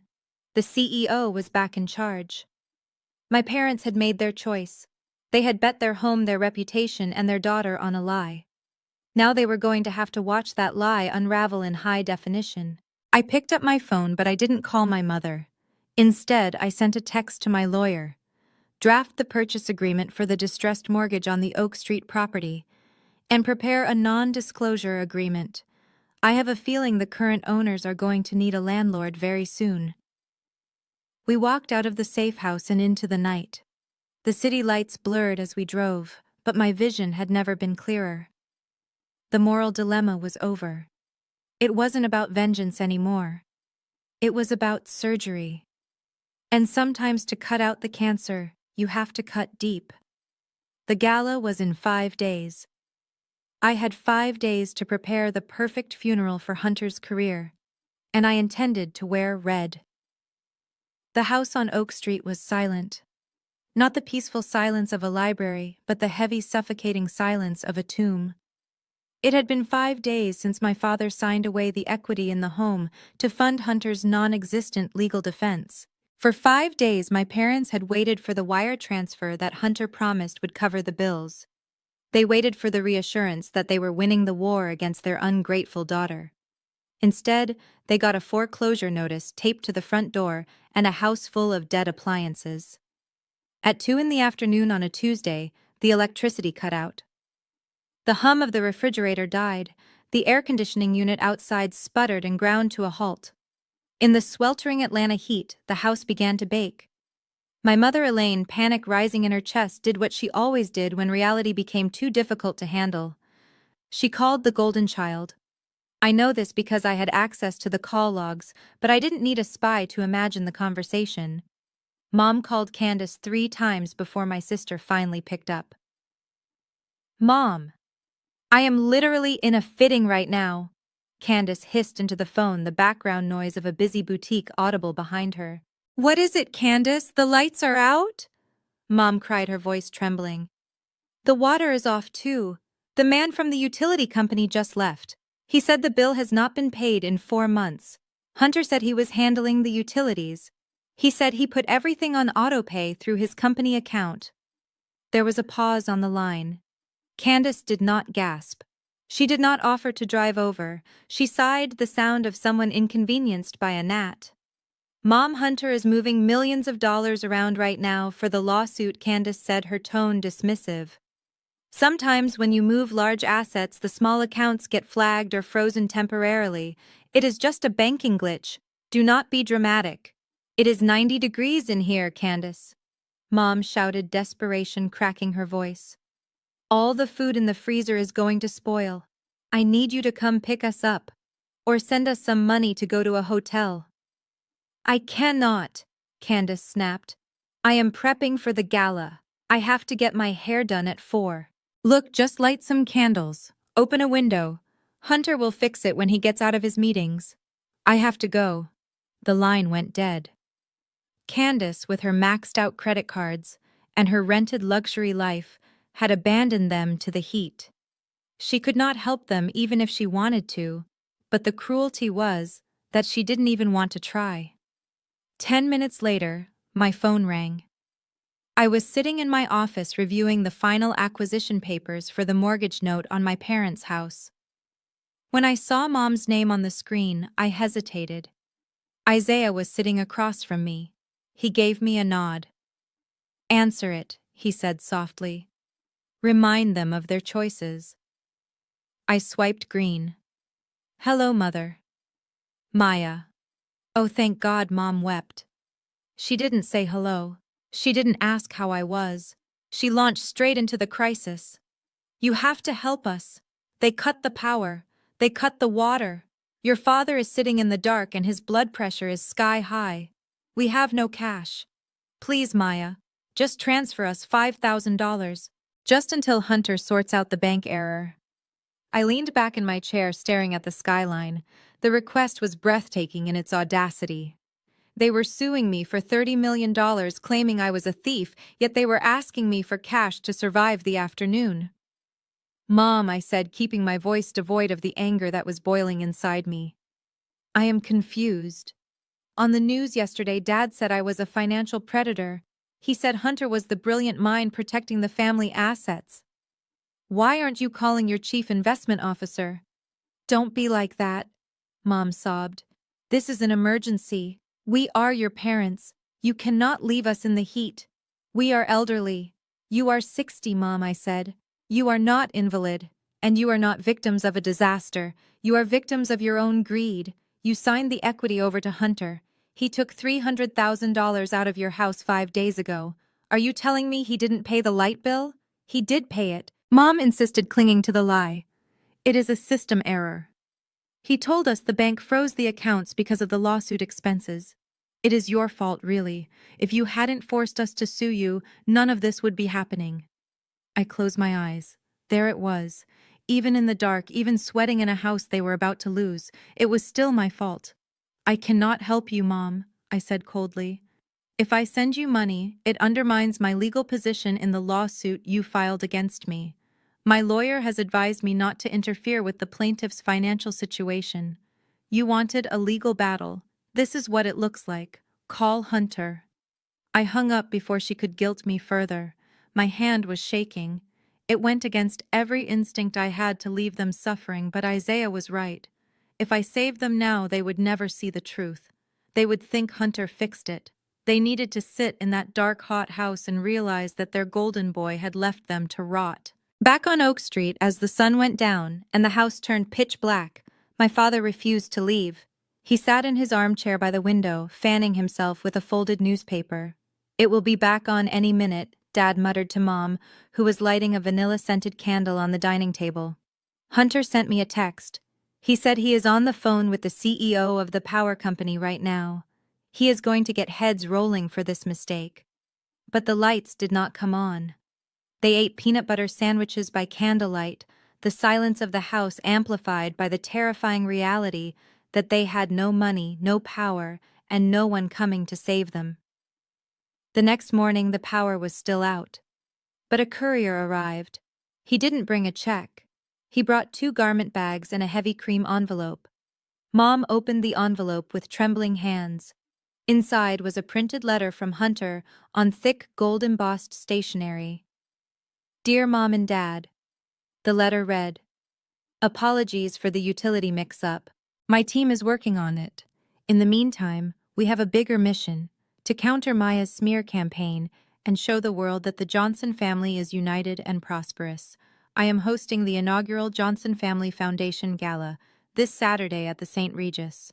I have enclosed your outfits, a tuxedo for Reginald and a gown for Elaine. Your attendance is mandatory. We need to look successful to attract the investors who will help us win the lawsuit. A car will pick you up at 6. Do not be late. Love, Hunter. Dad touched the tuxedo sleeve. It was velvet. It looked expensive. See? Dad said, his eyes lighting up with delusional hope. I told you, he is handling it. This gala is the answer. He is going to raise millions, and then we will pay off the house and the bills. We just have to look the part. Mom looked at the dark refrigerator, then at the gown. She felt sick, but she nodded. They had no other choice. They were passengers on a high-speed train that was running out of track, but looking out the window, all they chose to see was the scenery. In my office, Marcus projected the same invitation onto the wall. He is forcing them to go, Marcus said. He needs them there as props. If the parents are there smiling, The investors will think the rumors about the family feud are false. He is using them as human shields. I looked at the date on the invitation. Saturday. 3 days away. Let him have his show, I said, standing up. He wants the Johnson family united. He is going to get it. I turned to Isaiah. Did the purchase agreement for the house go through? Isaiah nodded, sliding a blue folder across the desk. As of this morning, the bank sold the note. The deed is in your holding company's name. You own the house on Oak Street. Good, I said. And the power I called the utility company as the new owner, Isaiah said. I paid the arrears. The lights should be back on in an hour. I smiled, but it was a sad, tired smile. They will think Hunter fixed it, I said. Let them think that, Isaiah replied. It will make the fall on Saturday that much harder. I walked to the window. Saturday night. The St. Regis. It was going to be the most expensive dinner of Hunter's life. And for my parents, it would be the moment the lights finally came on, not just in their house, but in their minds. I hope they liked the view. The St. Regis Hotel in Atlanta is known for its crystal chandeliers, velvet drapes, and the kind of hush that only money can buy. 3 days before the gala, Hunter stood in the center of the grand ballroom barking orders at a terrified event planner. He was spending money like water, demanding imported orchids from Thailand and a champagne tower that defied gravity. To the hotel staff, he looked like a high-rolling financier.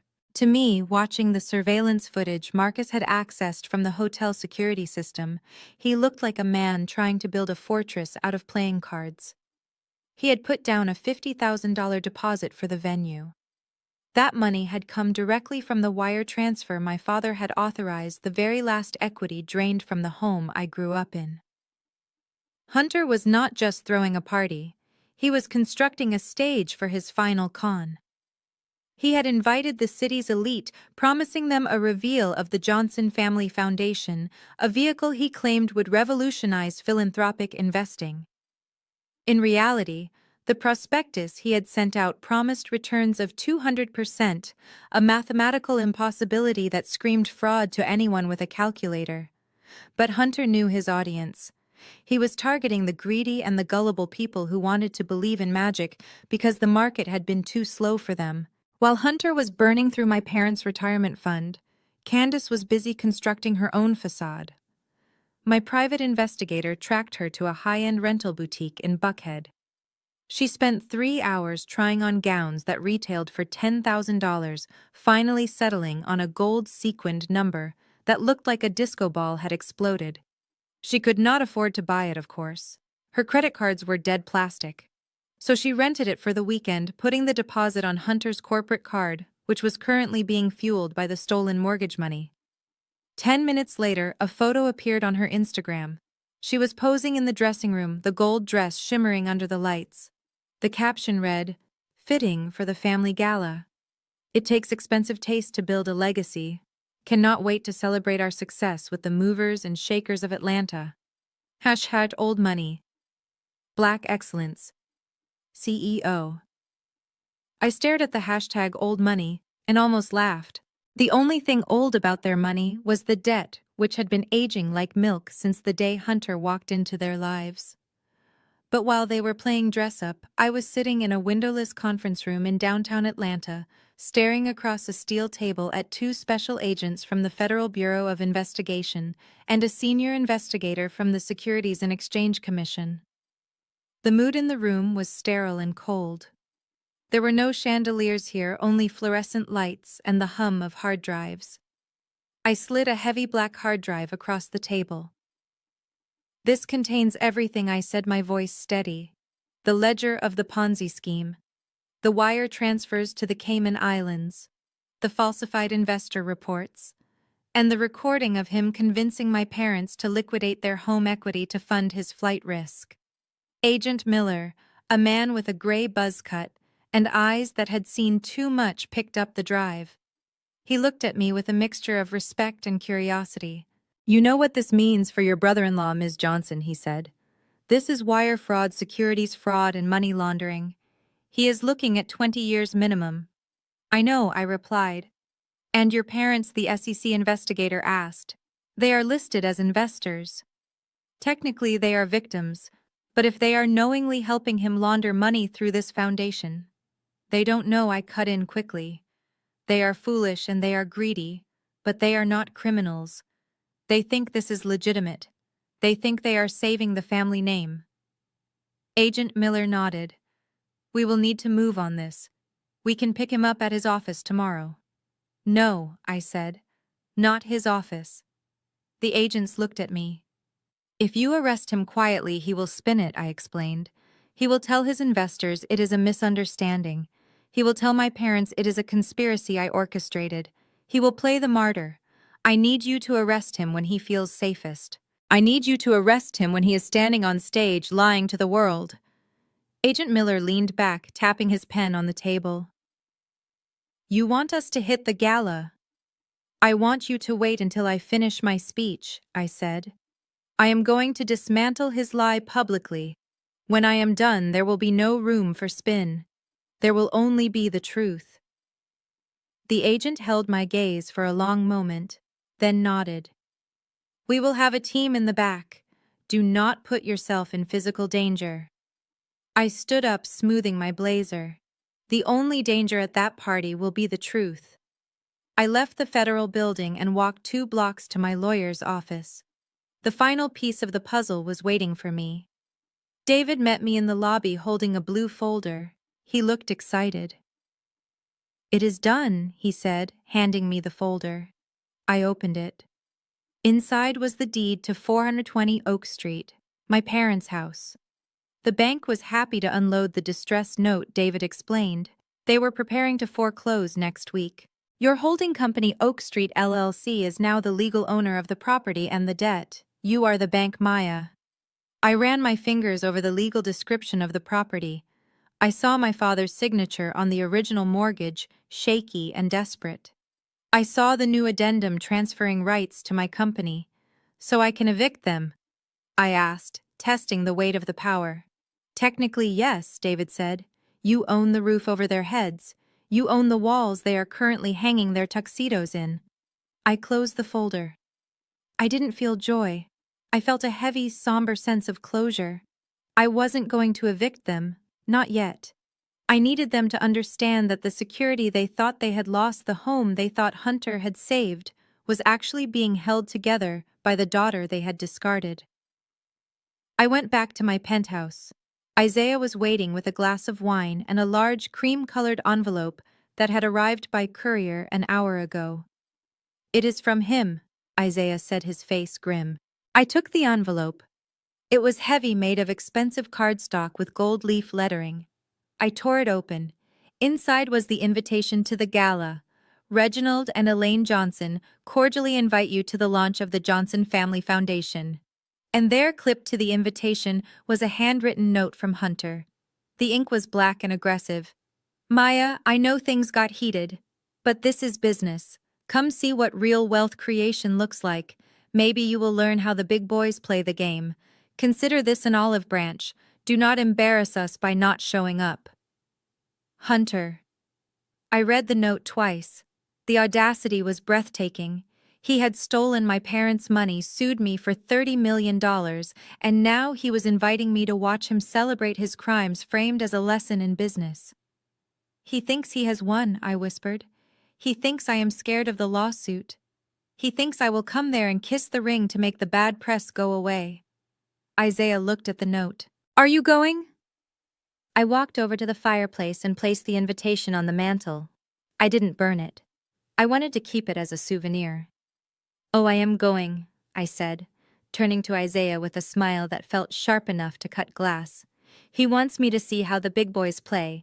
I think it is time I showed him that he is playing checkers, and I have already cleared the board. I pulled out my phone and typed a reply to the RSVP number. I will be there. And I will be bringing a +1. Isaiah raised an eyebrow. Who is the +1? The FBI. I shook my head. No, the FBI is the cleanup crew. My +1 is the ghost he thought he buried 5 years ago. I dialed Marcus. Is she ready? I asked. She is flying in from Miami tonight, Marcus replied. She is terrified, Maya. But she hates him more than she is scared. Good, I said. Get her a dress. Make it red. We are going to make sure that when Hunter looks out into that crowd, he sees exactly what is coming for him. I hung up the phone. The stage was set. The players were in position. In 48 hours, the music would stop, and Hunter was going to find out that there were no chairs left. The St. Regis ballroom smelled of imported white lilies and old money. It was a scent designed to intoxicate, to make you forget that the economy was volatile and that the man standing on the stage was a predator. Hunter had outdone himself. There were ice sculptures, a live jazz band playing soft, non-threatening standards, and waiters circulating with trays of champagne that cost more per bottle than most people made in a week. From the back of the room, hidden in the shadows of the entrance archway, I watched my parents. They were seated at the head table right next to the podium. To the casual observer, they looked like royalty. My father Reginald was wearing the velvet tuxedo Hunter had sent him. He sat with his back straight, nodding solemnly as people walked by to shake his hand. My mother Elaine was draped in midnight blue silk, a string of pearls around her neck. But I knew better. I knew that at 8 o'clock this morning, a recovery agent from a collection agency had banged on their front door. He had not come for the house yet, but for the car. My father had to stand in his driveway in his bathrobe and beg the man for 24 more hours, claiming a wire transfer was pending. I could see that terror etched into the lines around his eyes now. Every time a waiter approached the table, my father flinched as if expecting a process server instead of a refill on his water. They were terrified, but they were sitting there playing their part in the charade because they believed this gala was the lifeboat. On stage, Hunter was in his element. He held the microphone with the ease of a televangelist, pacing back and forth, making eye contact with the wealthy doctors and business owners he had lured into the room. "Ladies and gentlemen," Hunter boomed, his voice rich and confident. "When I married into the Johnson family, I didn't just gain a wife. I gained a legacy of hard work, of integrity, and of vision." He gestured toward my parents. My father beamed weakly, desperate for the validation. "That is why we launched the Johnson Family Foundation," Hunter continued. "Not just to create wealth, but to steward it. To ensure that our values outlive us. And speaking of values, I want to introduce the woman who inspires me every day. My wife and the heart of this organization, Candace." Candace stood up. She shimmered in the gold sequined dress she had rented. She waved to the crowd, blowing kisses like she was accepting an Oscar. She looked radiant, completely oblivious to the fact that the credit card used to rent that dress had been declined 3 times before Hunter forced the transaction through using my parents' stolen equity. "She is a symbol of what we can achieve when we support one another," Hunter said, clapping. The room erupted in polite applause. These people didn't know they were clapping for a fraud. They saw the expensive venue, the well-dressed family, and they assumed success. It was the perfect illusion. And it was time to shatter it. I nodded to Isaiah. He squeezed my hand, adjusted his cufflinks, and pushed open the heavy double doors. We stepped into the light. I was wearing red, not a polite burgundy or a soft rose, but a deep, blood-red crimson that commanded attention. It was a dress designed for war. As we walked down the center aisle, the sound of my heels on the marble floor seemed to cut through the jazz music. Heads began to turn. At first, it was just a few people near the back. Then a ripple of whispers moved through the room like a wave. "Is that her? That is the sister. The one who sued her father. I thought she was crazy." The whispers grew louder, competing with the band. The musicians, sensing the shift in the room's energy, faltered for a beat. On stage, Hunter froze mid-sentence. He shielded his eyes against the spotlight, peering into the crowd. When he saw me, a flicker of genuine fear crossed his face, but he buried it instantly under a mask of arrogant pity. He probably thought I had come to surrender. He probably thought I had brought a settlement check. Candace was the first to react. She saw me approaching the stage and practically sprinted down the steps to intercept me. She planted herself in the middle of the aisle, hands on her hips, her gold dress catching the light aggressively. "What are you doing here?" she hissed loud enough for the nearby tables to hear. I didn't stop walking until I was inches from her face. "I am attending a family event, Candace." "Isn't that what this is?" Candace sneered. "You are not family. Not after what you did. Dad doesn't want you here. Hunter doesn't want you here. You are just here to cause a scene because you are jealous that we are moving on without you. Get out, Maya. Before I call security." I looked at her. I looked at the sister who had live-streamed lies about me to millions of people, who was currently wearing a dress paid for by the destruction of our parents' future. "I suggest you move, Candace," I said calmly. "Or what?" she challenged, crossing her arms. "You think you can just buy your way back in?" I laughed. It was a cold, sharp sound. "Actually, yes. That is exactly what I did." I sidestepped her. She tried to grab my arm, but Isaiah stepped in, blocking her gently but firmly. I continued toward the stage. My parents were staring at me with open mouths. My mother looked like she was about to faint. My father looked angry, his face flushing red above his velvet tuxedo.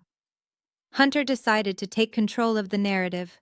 He smiled broadly, spreading his arms wide as if welcoming a prodigal child. "Well, well," he said into the microphone, his voice dripping with condescension. "Look who decided to join us. Maya. I must say I am surprised. After everything, you still came to support the family.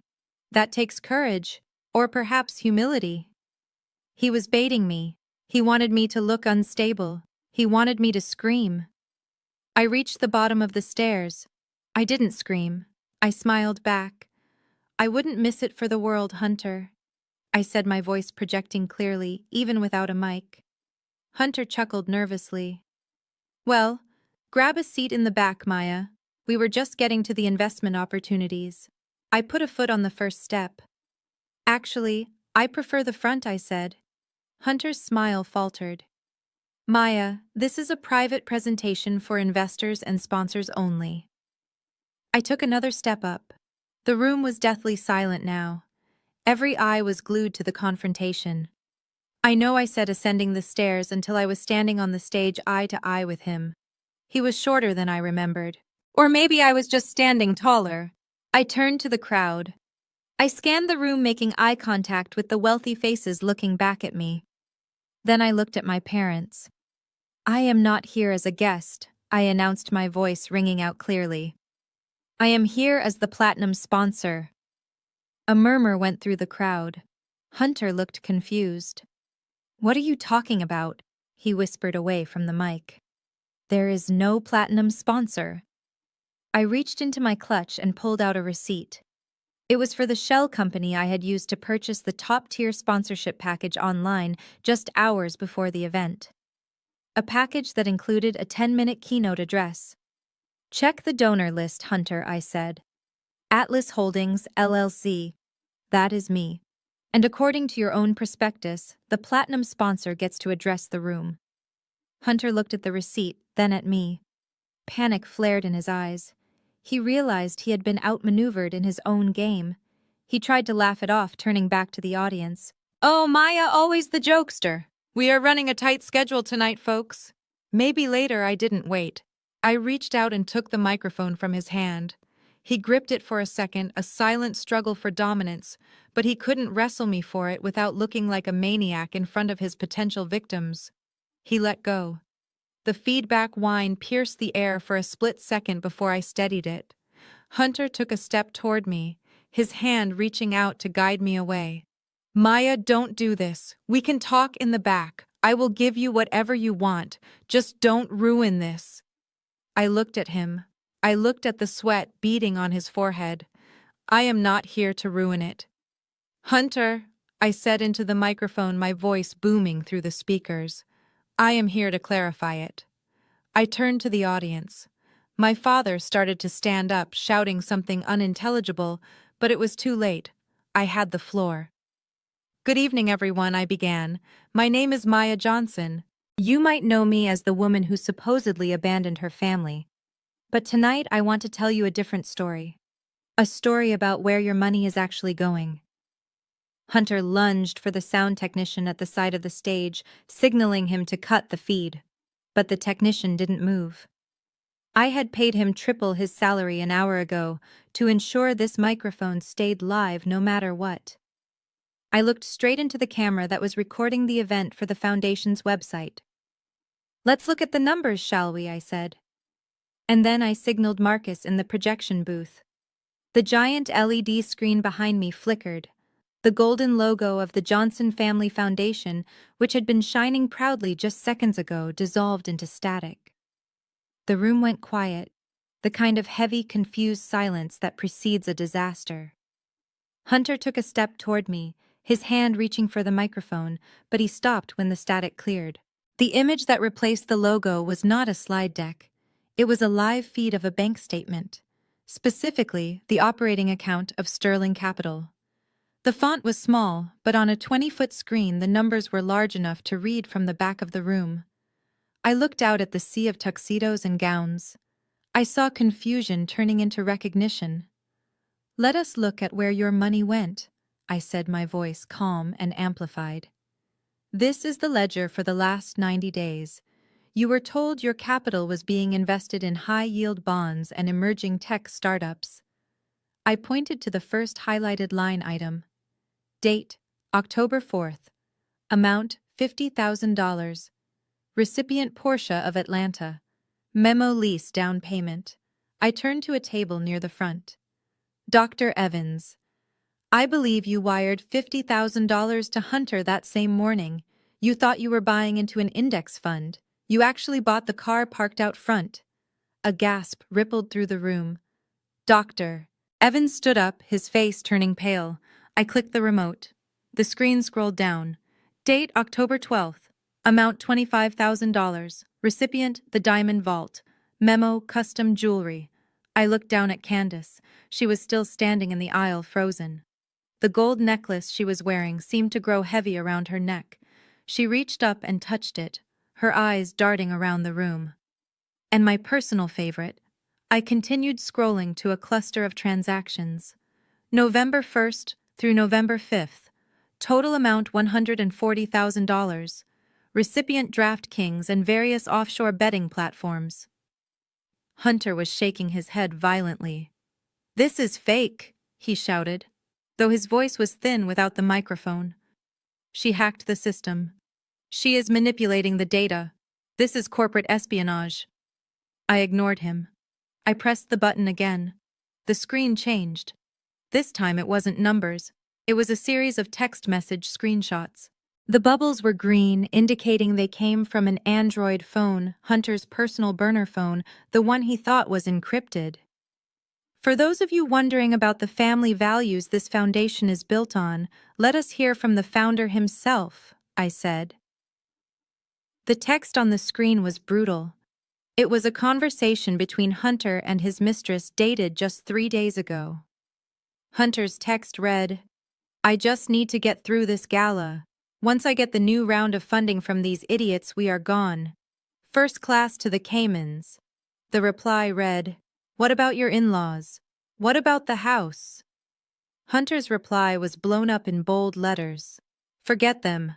Reginald is a stupid old fool who will sign anything if you flatter his ego. And Elaine is pathetic. I drained their retirement, took their house, and they are still thanking me for it. They are useful idiots, nothing more." I heard a sound from the main table. It was a strangled choking noise. I looked over. My father, Reginald, was staring at the screen.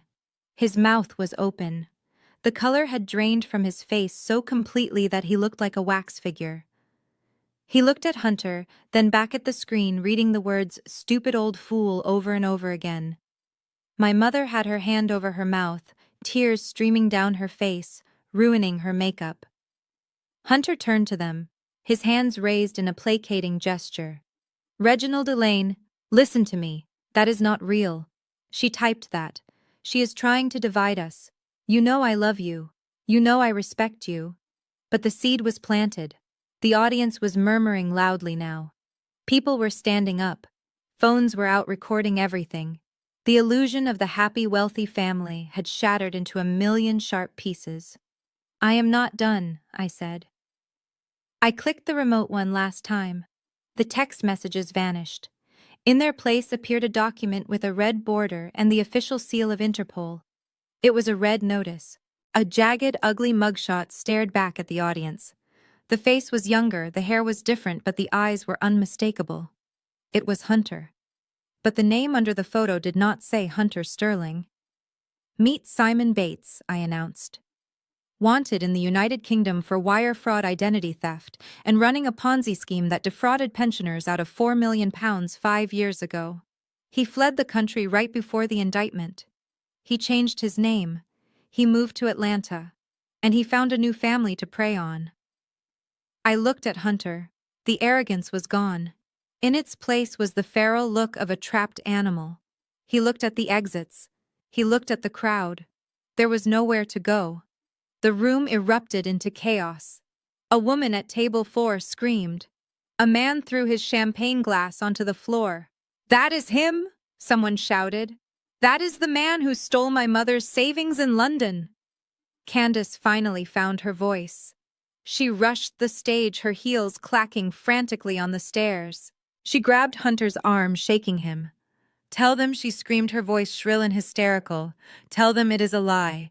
Tell them she used AI to make that photo." She turned to the crowd, tears streaming down her face, pointing an accusing finger at me. "You are sick. You are jealous. You use deepfake technology to frame him because you cannot stand that we are happy. My husband is a businessman. He is a genius." She looked at Hunter, begging him to validate her reality. "Hunter, say something. Tell them who you are." Hunter shoved her away. It wasn't a gentle push. He shoved her hard enough that she stumbled and fell onto the stage floor in a heap of gold sequins. "Shut up, you idiot!" Hunter hissed at her, his voice audible to the front row. Candace gasped, looking up at him from the floor. The realization hit her harder than the shove. The mask had fallen. The loving husband, the financial wizard, the partner in crime, he was gone. Standing there was Simon Bates, a con man, who viewed her as nothing more than collateral damage. I stood over them, holding the microphone like a judge's gavel. "It is over, Hunter," I said quietly. "The investors know. The bank knows. And now my parents know." Hunter looked at me with pure hatred. "You think you have won," he spat. "You think this proves anything. I will sue you for defamation. I will bury you in litigation for the next 10 years. You have no proof that photo is me." I smiled. It was the smile of someone who had checked the board and knew checkmate was one move away. "I don't need to prove it," I said. "They do." As if on cue, the heavy double doors at the back of the ballroom burst open. The sound was not the polite opening of late arrivals. It was the forceful, synchronized entry of authority. Blue and red lights from the police cruisers outside flashed against the ballroom windows, cutting through the crystal chandeliers. "Federal agents," a voice boomed. "Nobody move." A team of 12 agents in windbreakers emblazoned with FBI and SEC swarmed into the room. They moved with precision, flanking the aisles, securing the exits. Agent Miller walked down the center aisle, his badge raised high. He didn't look at the screaming guests. He didn't look at my parents who were clinging to each other in terror. He looked straight at the stage. "Simon Bates, also known as Hunter Sterling," Agent Miller shouted. "You are under arrest for securities fraud, wire fraud, and international money laundering. Put your hands in the air and step away from the women." Hunter looked at the back door behind the stage. He took a step toward it, thinking about running. "Don't do it," I said, my voice low. "Unless you want to add resisting arrest to your resume." Hunter stopped. His shoulders slumped. The air went out of him. He raised his hands slowly, the expensive watch on his wrist catching the light one last time. Candace was still on the floor, sobbing uncontrollably. My parents sat frozen at their table, watching the handcuffs click around the wrists of the man they had trusted with their lives. I lowered the microphone. The silence that followed was different now. It wasn't confused. It was final. The gala was over. The Johnson Family Foundation was dead. and the truth, cold and hard as a diamond, was the only thing left standing on the stage. The sound of handcuffs ratcheting shut is distinct. It is a sharp, metallic click that cuts through any other noise in a room. I had heard it in movies, but hearing it live, amplified by the acoustics of the St. Regis Ballroom, was a symphony. Hunter Sterling, the man who had lectured me on wealth preservation and sneered at my husband's career, was now bent over the podium, his face pressed against the wood. The arrogance that had defined him for years evaporated instantly. In its place was a pathetic, sniveling cowardice that was almost embarrassing to watch. As Agent Miller recited his rights, Hunter began to sob. It wasn't a stoic, silent weeping. It was a loud, gasping hyperventilation. He twisted his head, desperate to make eye contact with anyone who could save him. When he saw that the room was filled with disgusted stares, he turned on the only person left within striking distance. "It was her idea," Hunter screamed, jerking his head toward Candace. The agents paused, tightening their grip on his arms. Hunter continued, his voice rising in pitch. "She forced me to do it. She wanted the lifestyle. She threatened to leave me if I didn't buy her the jewelry and the cars. I was just trying to make her happy. She knew where the money came from. She is the beneficiary. Look at her neck. That necklace is evidence. She is the mastermind." I watched Candace. She was still on the floor where he had shoved her, her gold-sequined dress pooled around her like a broken disco ball. Her mouth fell open. The betrayal was absolute. Her husband, her partner, her golden ticket was not just a criminal. He was a rat. "Me," Candace shrieked, scrambling to her feet. "You told me you were a genius. You told me you inherited money. I didn't know anything." Two female agents moved toward Candace. One of them took her arm firmly. "Ma'am, we need you to come with us for questioning," the agent said. "You are listed as a primary beneficiary on the accounts used to launder the stolen funds, and that jewelry is seized property." "No," Candace yelled, pulling away. "I am the victim here. He lied to me too." She looked around the room, her eyes wild with panic. She saw the socialites she had tried so hard to impress recording her meltdown on their phones. She saw the St. Regis staff whispering. The walls of her delusion were crumbling, and she reverted to the only survival tactic she knew. "Daddy," she wailed, her voice cracking into a childlike plea. "Daddy, tell them who we are. Make them stop. Daddy, help me." All eyes turned to the head table. My father Reginald was standing, but he wasn't the strong patriarch who had commanded me to sign over my company just days ago. He looked small. He looked shrunken inside his velvet tuxedo. He stared at Hunter, the white son-in-law he had placed on a pedestal, the man he had trusted more than his own flesh and blood. He watched as Hunter wept and blamed Candace. Then he looked at me. I was standing on the stage, calm, untouched, and vindicated. I was the daughter he had called a failure. I was the daughter he had tried to rob. And I was the only person in the room who wasn't being dragged away in cuffs. The realization seemed to hit him physically. It wasn't just shame. It was a complete systemic shock.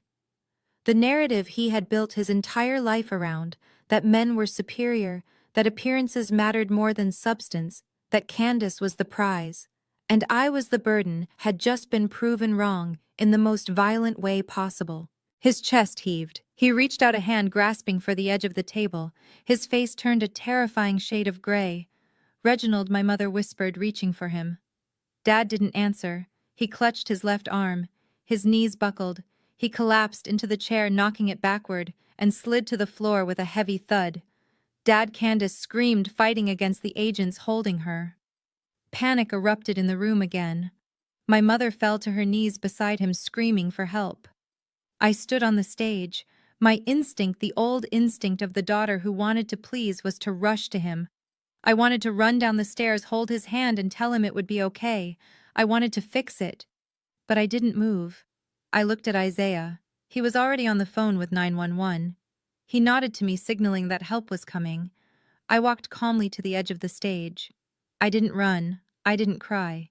I watched the scene unfold with the clinical detachment of a CEO managing a crisis that was no longer her liability. "Is there a doctor in the house?" a waiter shouted. Dr. Evans, the man Hunter had defrauded out of $50,000, rushed forward from the front row. He knelt beside my father, checking his pulse and loosening his tie. "He is having a cardiac event," Dr. Evans announced. "Give him space. Back up." I watched my mother weeping over him, useless and hysterical. She looked up at me, her eyes pleading. "Maya, come here. Please, it is your father." I stayed where I was. I knew that if I went down there, if I knelt in the wreckage of their lives, I would be sucked back into the toxic cycle. They would blame me for the heart attack. They would expect me to pay the hospital bills. They would use his illness to manipulate me into silence. I gripped the microphone stand. I had saved them from the fraud. That was my job.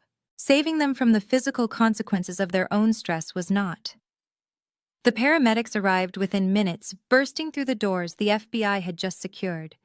They swarmed around my father, hooking him up to monitors. I saw his eyes flutter open. He looked confused, disoriented. The FBI agents began to escort Hunter and Candace out the side exit. Hunter was still crying, his head hung low. Candace was sobbing, looking back at Dad, but the agents didn't stop. They marched her out, her gold dress trailing on the floor, leaving a trail of sequins like breadcrumbs of her shattered vanity. The paramedics loaded Dad onto a stretcher. Mom scrambled to follow them, clutching her purse. "We are taking him to Piedmont Hospital," the paramedic said. As they wheeled him past the stage, the procession slowed for a brief second. My father turned his head. He locked eyes with me. He was wearing an oxygen mask, his skin clammy and pale. He looked fragile, a shell of the tyrant he had been at the dinner table. I thought he might apologize. I thought in this moment of near-death clarity he might say he was sorry for stealing from me, for insulting me, for choosing a con man over his daughter. He pulled the mask down slightly. His voice was a raspy whisper, barely audible over the commotion. "Maya," he wheezed. I looked down at him, my expression unreadable. "The house," he gasped, his eyes filled with terrified desperation. "The house. Did we lose the house?" I stared at him. Even with electrodes on his chest, even with his son-in-law in handcuffs and his golden child in custody, his first thought wasn't about my feelings. It wasn't about the family bond. It was about the asset. He was terrified of being homeless. He was terrified of the poverty he had mocked me for years ago. I felt the last tiny thread of guilt snap inside my chest. It withered and died, leaving me completely free. I didn't answer him immediately. I let the question hang in the air, suspended between the stage and the stretcher. The paramedic adjusted the mask back over his face. "Sir, you need to rest." I stepped closer to the edge of the stage, looking down at him one last time. "Go to the hospital, Reginald," I said, using his first name. "Focus on your health. We can discuss your living arrangements when you are discharged." I didn't say Dad. I didn't say home. I said living arrangements. He closed his eyes, a tear leaking out as the reality of his position settled in. He was no longer the owner. He was a tenant, and he had just realized his landlord was the woman he had tried to destroy. The doors swung shut behind the stretcher. The sirens wailed, fading into the Atlanta night. I stood alone on the stage. The ballroom was emptying out.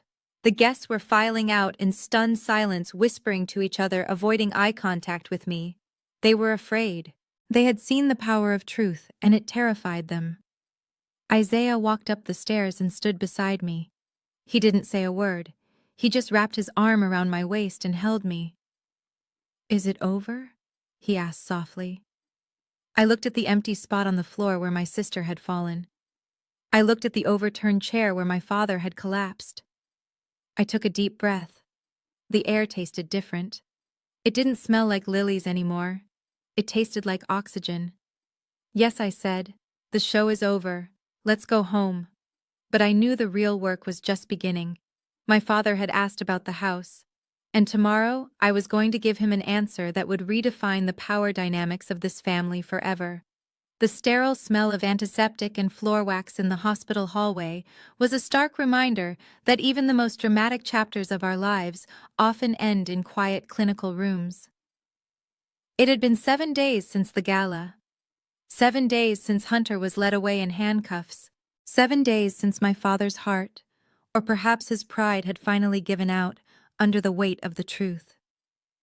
I stood outside room 304, clutching a thick manila folder against my chest. Inside that folder was not just paperwork, it was the final verdict on a lifetime of conditional love. Isaiah stood beside me, his presence a steady anchor in the storm. "Are you sure about this?" he asked, adjusting the collar of his jacket. "Once you do this, the dynamic changes forever. There is no going back to being their daughter." I looked through the small glass window in the door. My father was sitting up in bed, looking frail and gray, staring blankly at the television. My mother was sitting in the visitor's chair, flipping through a magazine but not actually reading it. They looked like two people waiting for a train that had already left the station. "I stopped being their daughter the moment they tried to rob me," I said softly. "Today, I am just their landlord." I pushed the door open. The air in the room was thick with unspoken tension. My mother looked up, her eyes lighting with a flicker of desperate hope. My father turned his head slowly. The arrogance that used to define his jawline was gone, replaced by a sagging, fearful uncertainty. Maya Mom breathed, standing up. "You came." I didn't hug her. I walked to the foot of the bed and placed the folder on the rolling tray table. "How are you feeling, Reginald?" I asked. "I am recovering," Dad said, his voice raspy. "The doctors say it was a mild infarction. Stress." He looked at the folder, then at me. His eyes were searching for reassurance. He wanted me to be the savior. He wanted me to tell him that I had fixed everything, that the nightmare with Hunter was just a bad dream, and that his life would go back to normal. "We need to talk about the house," I said, getting straight to the point. Dad winced. "Hunter. He said he paid the mortgage. He said it was handled." "Hunter lied about everything, Reginald," I said, keeping my voice even. "The moment you signed that equity line of credit, he drained the account. He didn't make a single payment. The bank initiated foreclosure proceedings 5 days ago." Mom gasped, covering her mouth with her hand. "No, that cannot be true. We have lived there for 30 years. "It is true," I continued. "And because Hunter also emptied your retirement accounts to fund his Ponzi scheme, you have zero liquidity. You are insolvent. As of this morning, the bank officially repossessed the property on Oak Street." My father closed his eyes. The machine monitoring his heart rate beeped a little faster. "We are homeless," he whispered. "We are on the street." The silence in the room was heavy. This was the rock bottom they had been hurtling toward for years. They had bet on the wrong child, the wrong values, and the wrong dream. And now the bill had come due. I watched them for a moment, letting the reality sink in. I needed them to feel the cold wind of consequences before I offered shelter. Then I opened the folder. "Not exactly," I said. I flipped to the last page of the document. It was a deed transfer, stamped and notarized. The bank was eager to offload a distressed asset, I explained, so I made them an offer. I bought the note. I bought the deed. Mom's face crumbled into relief. She rushed forward, reaching for my hand. "Oh, Maya. Oh, thank God, I knew it. I knew you wouldn't let us down. You are a good girl. You saved us." Dad opened his eyes, tears leaking out. "Thank you, Maya. Thank you. I know I was hard on you, but family is family, right? We will pay you back, I swear. Once I get back on my feet." I pulled my hand away from my mother. "Stop," I said. The sharpness of my tone froze them. "You are misunderstanding the situation," I said. "I didn't buy the house to give it back to you. I bought it as an investment for my holding company." I turned the folder around so they could read the document on top. It wasn't a gift letter. It was a residential lease agreement. "This is a rental contract," I said. "You are welcome to stay in the house, but you will stay as my tenants. You will pay rent. It will be a fair market rate deducted automatically from your Social Security checks. Rent, Dad asked, confused. But it is our house. It is my house, I corrected him, legally and financially. And there are conditions. I pointed to Clause 4. Candace does not live there. Mom's eyes widened. What? But she has nowhere to go. Her assets are frozen. Hunter left her with nothing. Candace is 28 years old, I said. She has a degree she never uses. She is able-bodied. She can get a job. She can rent an apartment. But she will not live under my roof on my dime. Enabling her is what got us here in the first place. She needs to learn to survive on her own. But she is your sister, Mom cried. And I am her landlord, I replied. If she moves in, you are in breach of contract and I will evict you. Is that clear? Dad looked at the paper. His hands were shaking. He looked at the clause that stripped him of his ownership, his status, and his power. And one more thing, I added. Clause 5. No interference. You do not come to my office. You do not speak to the press about me. You do not offer me business advice.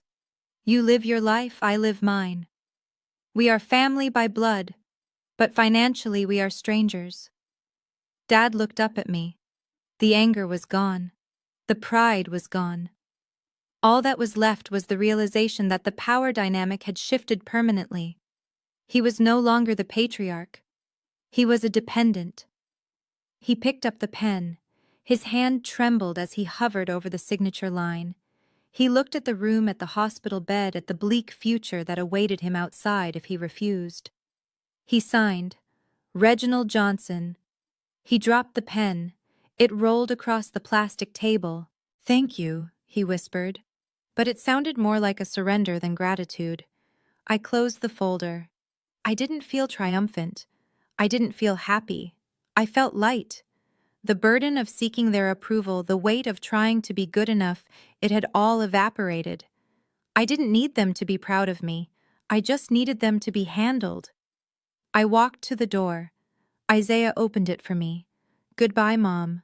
Goodbye, Reginald, I said. I will have the property manager send you the keys. I walked out of the hospital room and down the long, bright corridor. I didn't look back. I walked out through the automatic doors into the warm Atlanta afternoon. The sun was shining. The air smelled of pine and asphalt. I took Isaiah's hand. He squeezed it tight. It is done, he said. I looked up at the sky. It was a brilliant, endless blue. They wanted me to be the obedient daughter in their tragedy. I said, my voice steady and strong. They wanted me to play the role of the victim or the savior or the scapegoat. But I rewrote the script. I looked at Isaiah, and for the first time in years, my smile reached my eyes. Freedom is expensive, Isaiah. It cost me a family. It cost me a childhood. But standing here owning my life, owning my truth, I paused, taking a deep breath of the free air. It was worth every single penny. I walked toward the car, my heels clicking on the pavement, not as a daughter, not as a victim, but as the architect of my own fate. And the view from here was magnificent. This journey taught me that freedom isn't just about escaping toxic people. It's about reclaiming your power. My family used guilt and obligation as weapons, but I learned that setting boundaries isn't an act of betrayal, it's an act of self-preservation. You cannot save people who are committed to their own destruction, and you certainly shouldn't set yourself on fire to keep them warm. True family is built on mutual respect, not biological debt. If you've ever had to choose between your dignity and your family's approval, hit like and subscribe. Your story matters, and you are stronger than you think.